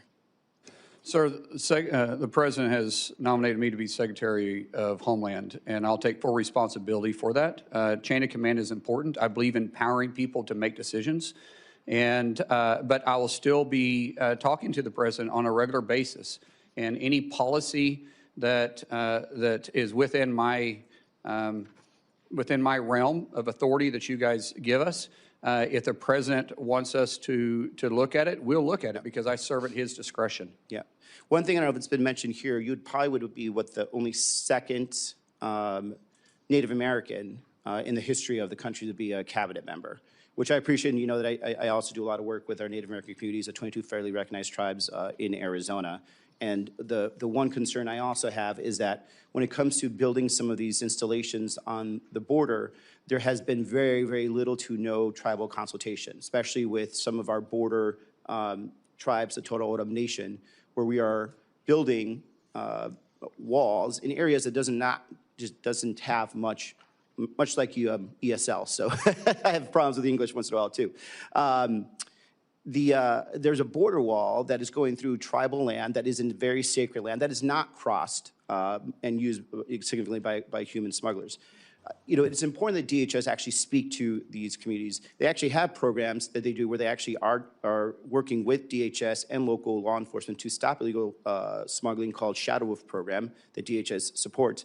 But this last administration in DHS did not talk to them whatsoever. Did not talk about, did not even give the vague idea of tribal consultation, and now they're just building into some areas that has, unfortunately, some burials of some of their the people from their tribe. And so I think it's important that we reestablish tribal sovereignty, and I hope because of your background you'll understand and appreciate that. I respect tribal sovereignty, and there's a lot of technology. Now, we do have a job to secure the border, but we will work with tribal nations, because there's other ways to have a physical barrier where you can have technology there too, and I don't think anybody would complain about that. But yes, my background. We have worked on tribal issues a lot, and I appreciate your passion. And I have a lot of good friends in Arizona with tribes that that we've been on, have good relationships with. And these tribal nations would absolutely work with you as long as they felt that there was the respect and also respect for the land, because we have a history of that. And Mr. Chairman, I'm up. I can. We're going to come back around if you have a question. Thank you. Senator Hawley. Thank you, Mr. Chairman. Senator Mullin, welcome to the committee. I see you have some supporters with you today. Chairman Smith, good to see you. My friend Sean O'Brien is here. I want the record to reflect that my money was always on O'Brien. I just want that noted. I want it noted for the record. Senator Mullin, let me ask you this. In your own words, could you tell us just in capsule form, what is it that DHS, what's the mission of DHS as you understand it, as you would put it, as you would explain it? Quite simply, it's simple: to protect the homeland. Very good. To protect the homeland. Okay, let me ask you this. 10 days ago, there was a shooting at Old Dominion University that left one person dead, 2 people critically injured. The gunman had potential terrorist ties. Is this a good time for the Department of Homeland Security to be shut down and unfunded? It's the worst time, and keep in mind, we just came up a 43-day shutdown, as this is the 3rd time in a year, and it's devastating to the morale of the men and women we have tasked to take care of all of us, all the homeland, regardless if it's a blue state or it's a red state.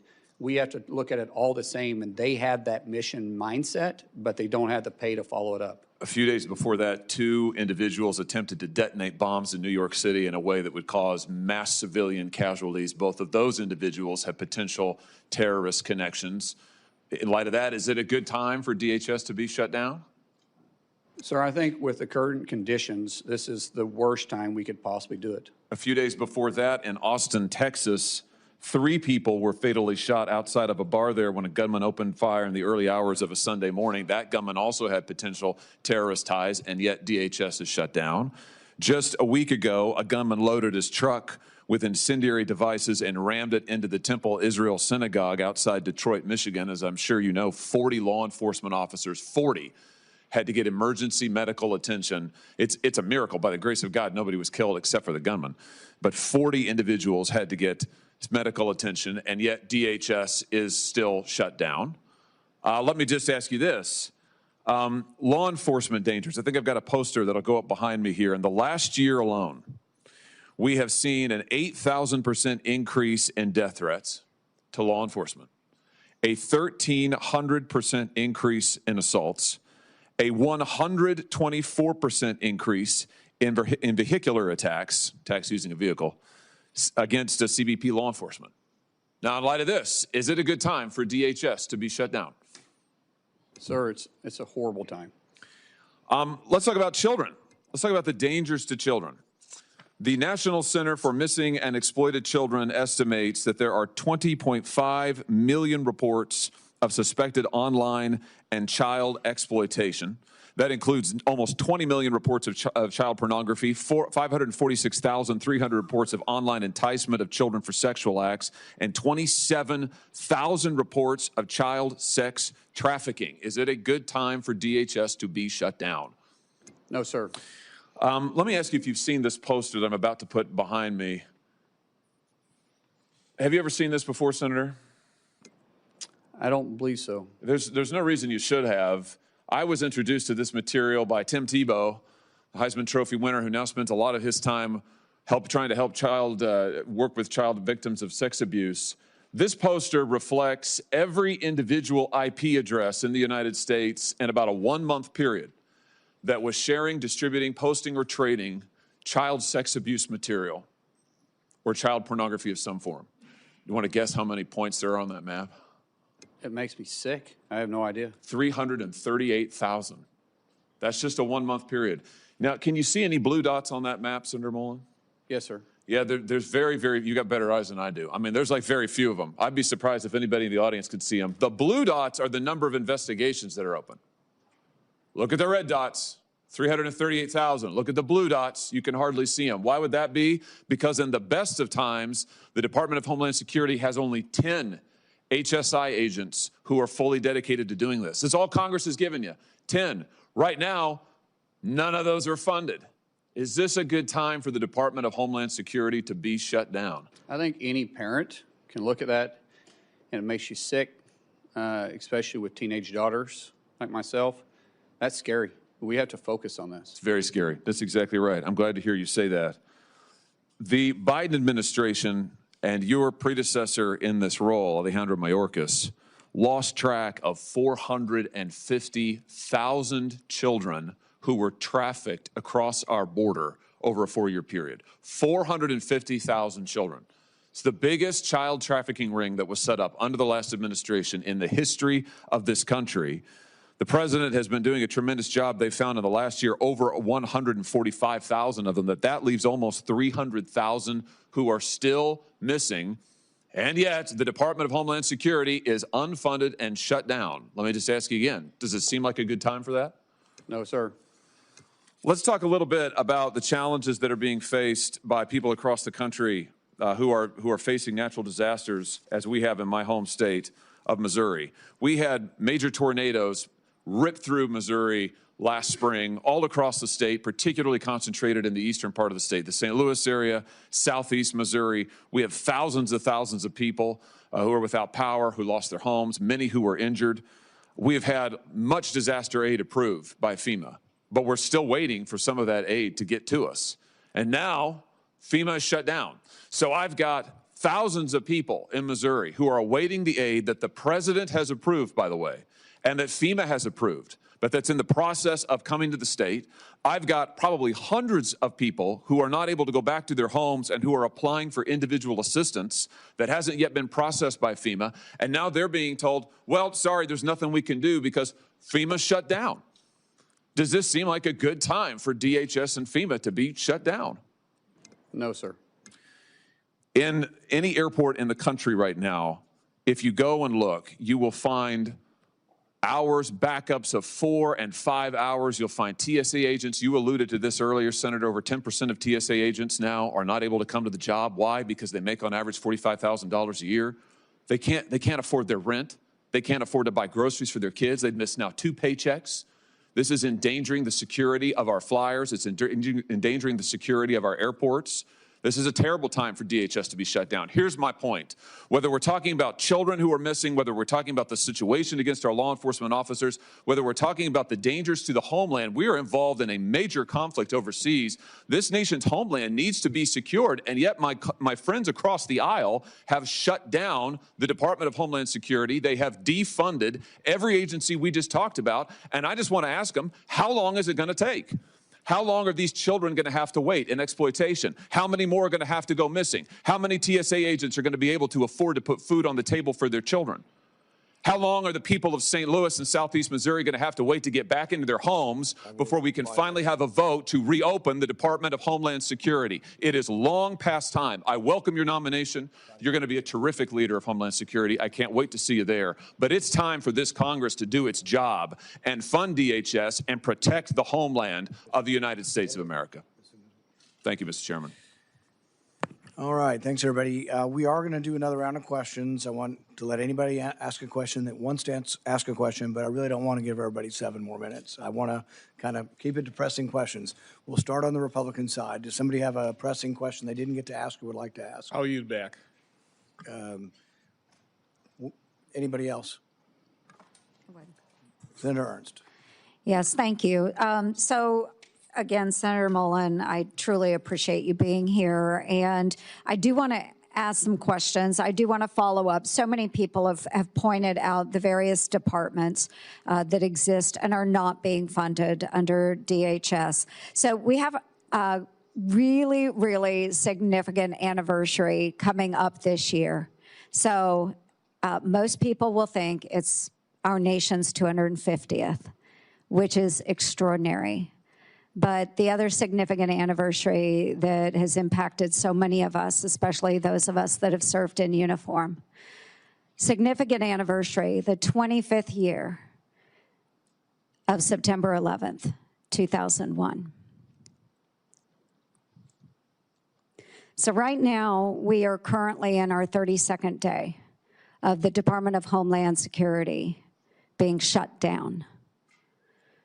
We have men and women serving in TSA, in FEMA, in the Coast Guard, Secret Service, in the Cybersecurity and Infrastructure Security Agency, all of them under DHS, not being funded. Now, I just heard in the first round of questions, one of my colleagues on the left say, this has nothing to do with ICE. They are funded. If it has nothing to do with ICE, why are we not funding these agencies that protect Americans, especially as we're coming up on the 25th anniversary of September 11th this fall. It's a significant anniversary. I hope never to repeat it. But the fact of the matter is that there is a greater possibility of September 11th happening all over again because we are not properly funding the men and women that protect our homeland. So I don't want to hear folks say it has nothing to do with ICE, because I do believe when we get into the politics of this, it is about ICE. It is about ICE. So I would love for my friends on the left to acknowledge it's about ICE, but acknowledge that protecting our homeland is much more important than the politics of this. So, yes, question. Senator Mullin, do you think it's time to set aside the partisan politics and partisan games and fund DHS as a whole so that the department can be fully functioning to protect Americans, especially as we are approaching this fall, the 25th anniversary on one of the greatest attacks that we have ever seen on our homeland? Yes, Senator. I look at this as a political theater that we're playing games with, and we're risking people's lives, and we're disturbing people's lives. As I stated earlier, we have 260,000, 280,000 employees in DHS that's still on the job, still working, still keeping us safe without pay. I don't know how in good conscience you could sit there and think that's okay. It is not okay, and I look forward to your leadership at Department of Homeland Security. Thank you, Senator Mullin. I yield back. Senator Peters. Yeah, I have a couple questions for Yes, you, Senator Mullin. But before that, I just want to clarify what we're hearing about funding for Homeland Security. I think the political theater has been on the Republican side, because there is really no debate with any of my Democratic colleagues that we need to fully fund FEMA, that we need to fully fund the Coast Guard. We need to fully fund CISA, to fund all of those other areas. The TSA folks all should be fully funded. But unfortunately, my Republican colleagues who control the floor, you are in the majority, you determine which bills go on the floor and which ones are up for a vote.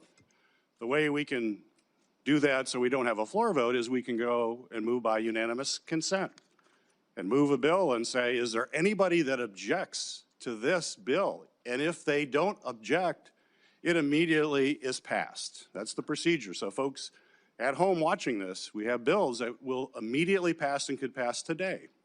We have put on the floor bills to fully fund TSA, and my Republican colleagues have objected.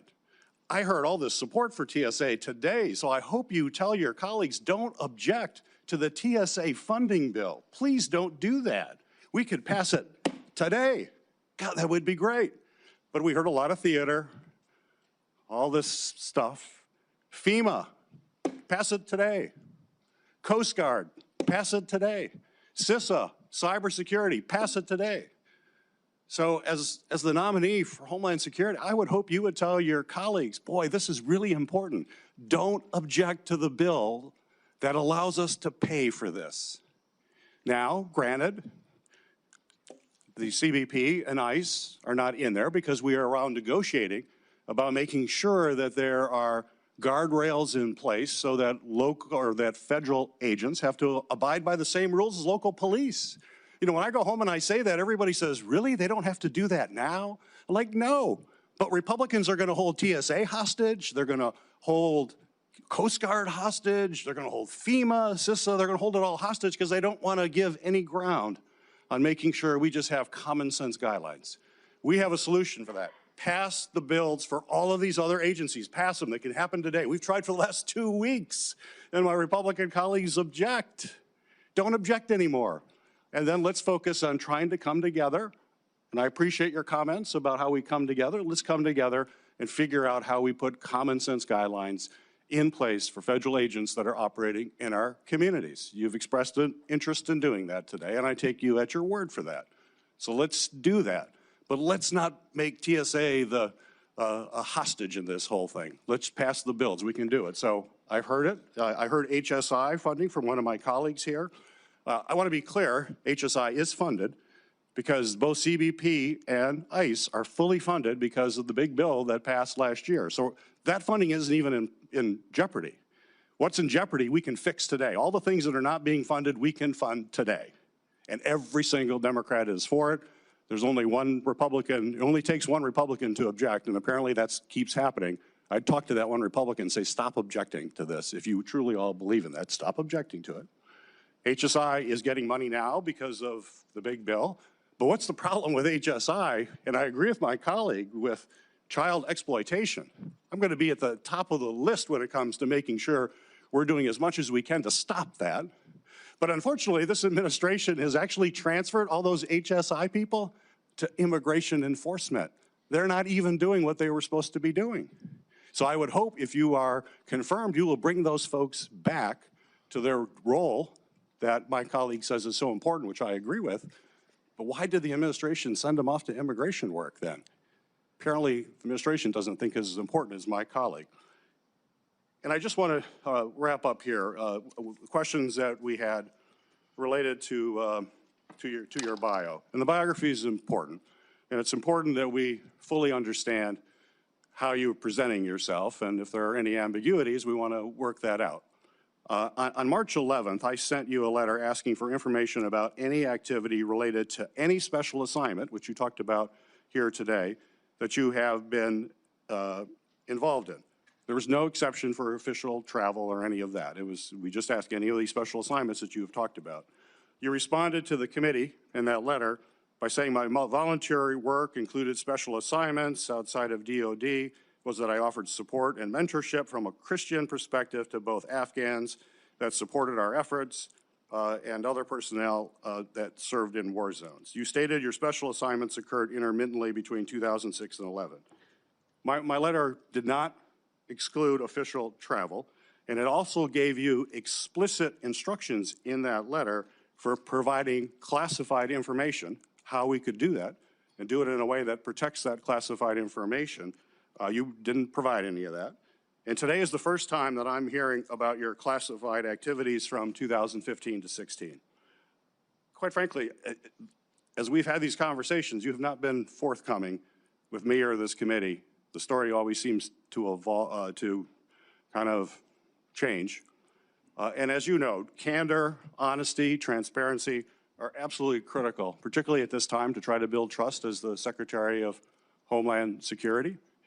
So we have to clear this up. We feel pretty strongly we have to understand exactly what this is, especially with all your public comments that have raised a lot of questions. We've checked. The SCIF is available.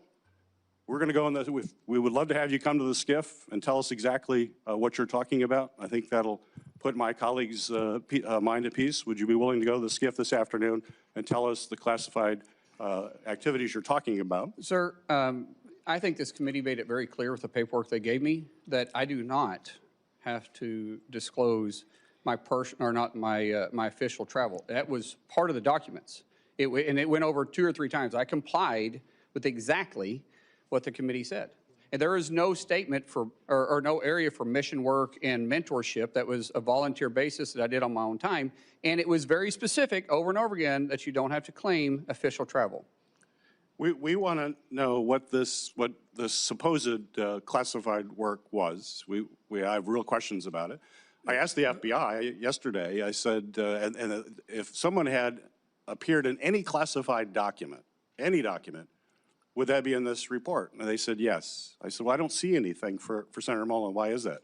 They said nothing showed up. We queried the Department of State, the Department of Defense, other intel folks. So you're in no classified document that the federal government has, according to the FBI, and yet you're telling me you did all this classified work. I don't understand how that recognizes. Sir, I didn't say all. I was very clear with what I said. I get what you're trying to get to here, and that's fine, but I complied with everything the document said, and it was official travel, and it was a classified trip. Well, let me just chime in on this. I've agreed. This is the fastest hearing anyone's ever had. This will be the fastest vote anyone's ever had. And that's despite my qualms and problems with your nomination. And I'm willing to do that. But when the FBI came to my office, I asked them if you had done any kind of work for the CIA, the DOD, or any other. I haven't. Let me finish. Any of these kind of agencies or any kind of classified work. And they said the way it works is you would have a separate folder if you'd been involved in classified missions somewhere, and we would get to see the folder, and then we wouldn't talk about it. We would look at it privately, and we would know what you're referring to. So it's confusing to us because there may have been some papers that said your official trips were excluded. I don't know which ones were and weren't, but you've now mentioned today that you have activities you've done. And so I think it would be easy, and I'm still willing to have the vote tomorrow, but I can cancel the vote tomorrow. I'm still willing to have the vote, get this done, and get it over with. But I think that just to make clear, and it doesn't sound like it's a secret you're too concerned about divulging, if you would to spend an hour and go to the SCIF or 30 minutes and just tell both the ranking member and the other, and it would be private and it won't be revealed, I think it would get this over with and we wouldn't have a complaint about going ahead with the vote tomorrow. I have no issue with that if you guys get cleared on it, because the way my understanding was there was only 4 people right in it, and it was a special program inside the House. Just like I wasn't on Intel at the time, I'm not saying I was, but I have no issue with that at all. I would welcome being brought up. It was very unique, and it was that fun. would be on you. We're not going to try to figure out who the 4 people are and whether we can have approval to it. And I don't but if you're doing something choose- that important, Yes. really it probably ought to be revealed and discussed in a Sir, classified manner. Senator, or Chairman, it's not on me I don't have the authority to do that. This is why I said I was very clear, sorry, that I never talked specific dates or locations on this. And so I have zero issue with talking about it. But Do it this afternoon. I don't have clearance to talk about this afternoon. I don't. It's So not this me is to release. This is a to release it. legislative program. This is a program that Congress assigned you to? Yes, this was within my official duties. Who assigned it to you? Sir, that's not for me to talk to you about on this. I'm sorry. This isn't a classified setting. I'm sorry. I'm not trying to be ugly. You know how classified situations work. in classified information. Which agency classified it? It wasn't an agency. It was done here, well, in the House on the time. The House classified it. I'm assuming. I wasn't on Intel. We're just not really aware of how the House classifies things. I have no idea. I know every time we spoke about this, we had to go to the SCIF and visit about it. But I mean, I know there was a paper that I had to sign before it even started, and I may be wrong. There may be more than 4, but I know it was only me and 3 other people that ever discussed so it. secret that we can't know about it. I would think that there'd be some paperwork in the SCIF that they should show us saying, this is so top secret and this was made classified. I have no problem. You're welcome to go to the House. This started in 2015. It ended in little late in 2016. I have nothing to hide on this. This is too easy. I would really enjoy sitting there and have a conversation with you because I don't want you to have a question or question my character on this. So that's very simple for me, but I can't make that authorization. You guys know that. Well, it's a little difficult for us to go ask about a program that has no name and we have nobody that we know to talk to about it. So I don't know how we would begin doing this without your cooperation. But I'm willing to I'm cooperate. willing to hold the vote tomorrow, but you brought this up that you were on a super secret mission that you can't tell us No, I did not say super secret, sir. I said it was classified. That only 4 Only people 4 people about it. know? That's Well, no, pretty secret. I only know if there was 4 people. There was maybe more people that understood it, but I know there was only 3 people plus me that was ever in the meeting. And so as far as I'm concerned, only 4 people was read in on this. So did this you were on the Intel committee? No, not at the time. No, sir. I was on the Intel committee after that. What committee were you on at the time? You got to think about 10 years ago. Energy and Commerce. So it was an energy and commerce top secret effort. Senator, I'm just asking. I know what I'm getting upset about a little bit here is that your tone that you're saying that in a condescending way. I did what I was asked I'm trying to find out who we would talk to. Sir, I've told you exactly what happened here. I was not required to disclose this on any official travel. Your documents are very, very clear on that. So I don't know what else you want me to say. You said you can go find out. And then when you guys say it's good for me to talk to you, I'll be happy to talk to you about it. I can't talk specifics. If you want to talk about in general ideas, let's go down and talk in the SCIF. I'm okay with that. But I can't get into the necessary specifics or who made the decision to do it. But I can talk in general, and I'll be very, very glad to do that with you. And even Senator Langford, I know, is on Intel. He can come down with us and visit with us about it. I'm no issues with that at all. Perfectly clear and okay with it. But it's not for me to release this. So if you guys want to do that, we can leave here, go down there and talk about it. Did this mission involve exchange of fire? It wasn't a mission. It was an official travel. With specific deals or for specific fact-finding, just like any official travel is, that they wanted clarification on. And so, like I said, be happy to talk to you about it if you guys want to. And it was in a conflict zone? Sir, once again, I'm not talking about specific details or dates because we've revealed that this was a classified situation. Now I'm not going to talk about because anything I've talked about in the past wasn't referencing any of this, but I'm definitely not going to get into it now. It's talking about specific dates or details. We would have no way of exploring this unless you were willing to cooperate on. I don't know, Chairman. I don't know what else you said. What else you want me to do? I said I will go down there and talk about this with you in a SCIF, but I can't give the specific, all the specific details. There's no reason to think that somehow we're not qualified to look at classified information.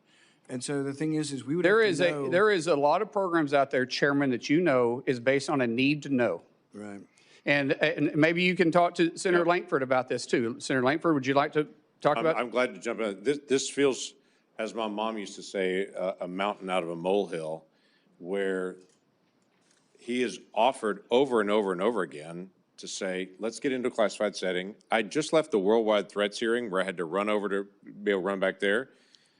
And meeting with all the folks there were several questions that I asked there that they gave me a partial answer and said, I'll give you the rest of this answer in a SCIF. And everybody goes, oh, okay, I get that. Because there are some things that are sources, methods, or actions that we're all keenly aware of on this. And I don't know what else he could say at this point other than let's get into SCIF and let's actually talk about this. Why don't we start with that initial meeting and see how that goes? Yeah, we'll have an initial meeting. SCIF. That's what we asked for, Senator. Yeah. He said he couldn't do that because he wasn't authorized to. No, I did say that. I said I can't give you all the details to it because it's not for me to release it, but I can talk to you in general about it, but not in this setting. Yeah, and let's get the information out and be able to talk it through and be able to find out what this is. All of us have been in classified settings before. Let's try to get it done this afternoon so we can. I'm available right after this. So if we're, Senator or Chairman, if you want to, we can go lead from here and go straight there. Yeah, and let's try to get the hearing finished. So I really want to, let's try no more speeches back and forth on all the ICE stuff if we can. If you kind of just conclude that one, can I come back to you in a minute? Sure. All right. Senator Hassam, let's try to get off of funding ICE and stuff. Let's just try to stick to the nomination for now. I appreciate that, Mr. Chair. I do have to take a moment because during my first round of questions, I discussed the current impasse we find ourselves in over ICE reforms and DHS funding, and I didn't speak clearly, so I just do need to clarify my comments now. ICE already has significant funding right now for the President's budget bill, from the President's budget bill last summer, which provided the agency with several times more money than its annual budget and gave ICE broad discretion about how to use that money. That means that the partial shutdown that we have right now has nothing to do with whether ICE has the usual levels of funding it needs to operate, since the agency already has many times its annual budget.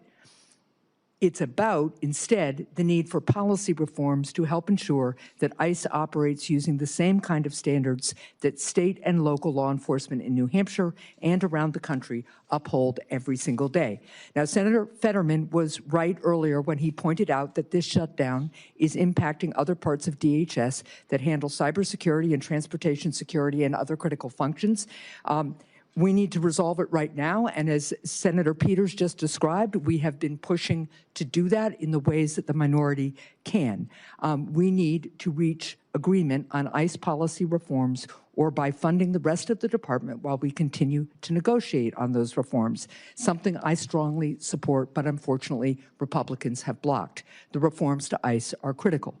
DHS is supposed to be prioritizing the removal of dangerous and violent criminals.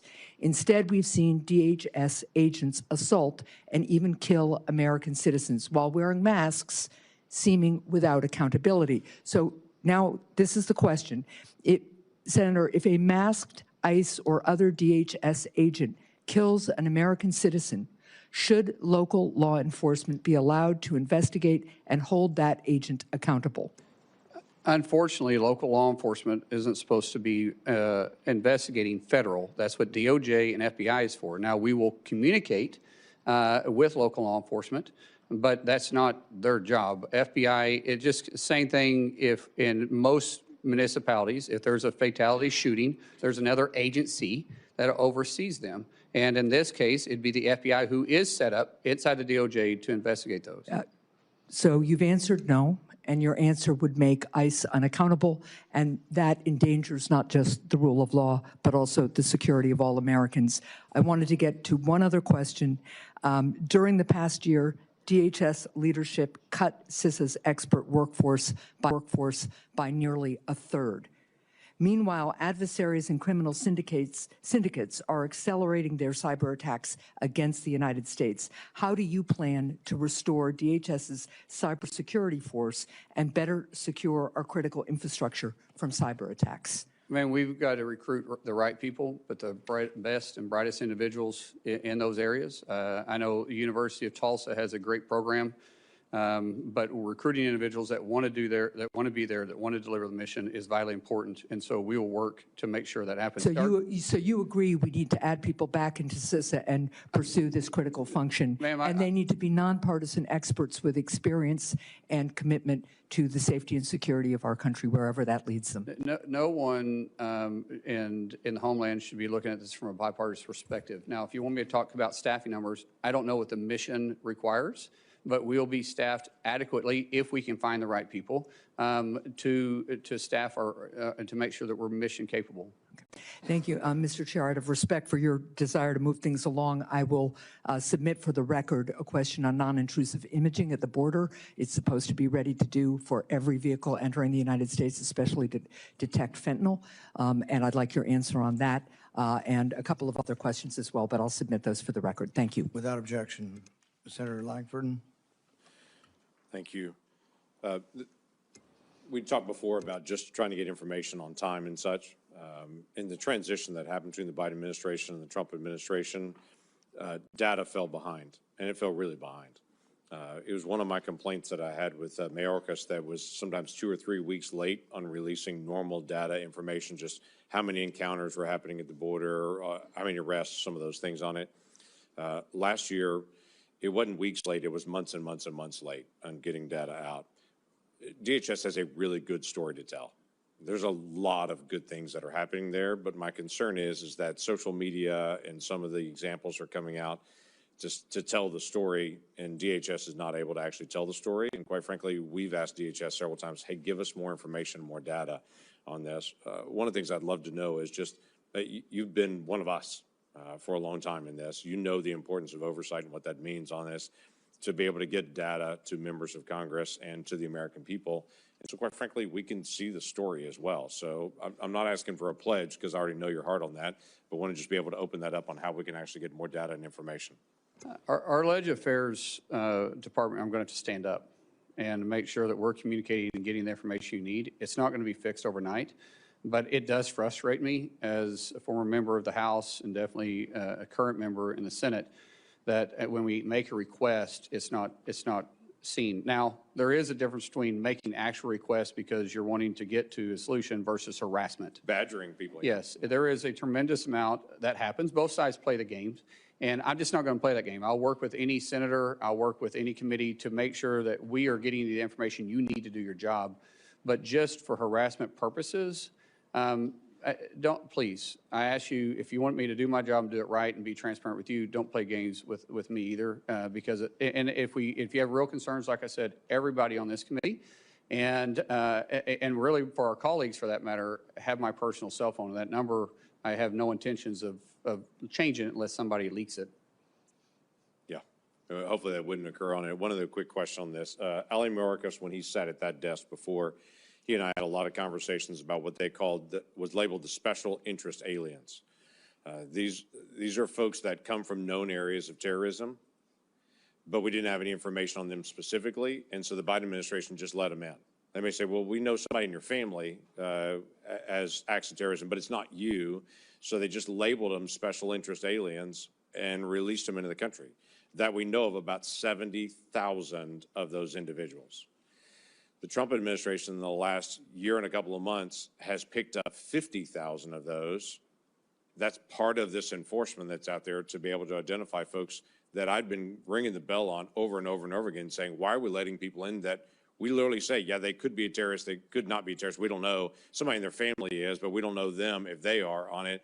So they were just released into the country on that and given that label. In fact, I was told, we'll keep watching them, but when I went to the FBI and asked them directly, they were like, there's no way we can track 70,000 people. So there's been a lot of good work to be able to try to identify where those people went, who they're associating with here in the United States on it, and then removing them from the United States. There's still about 20,000 left.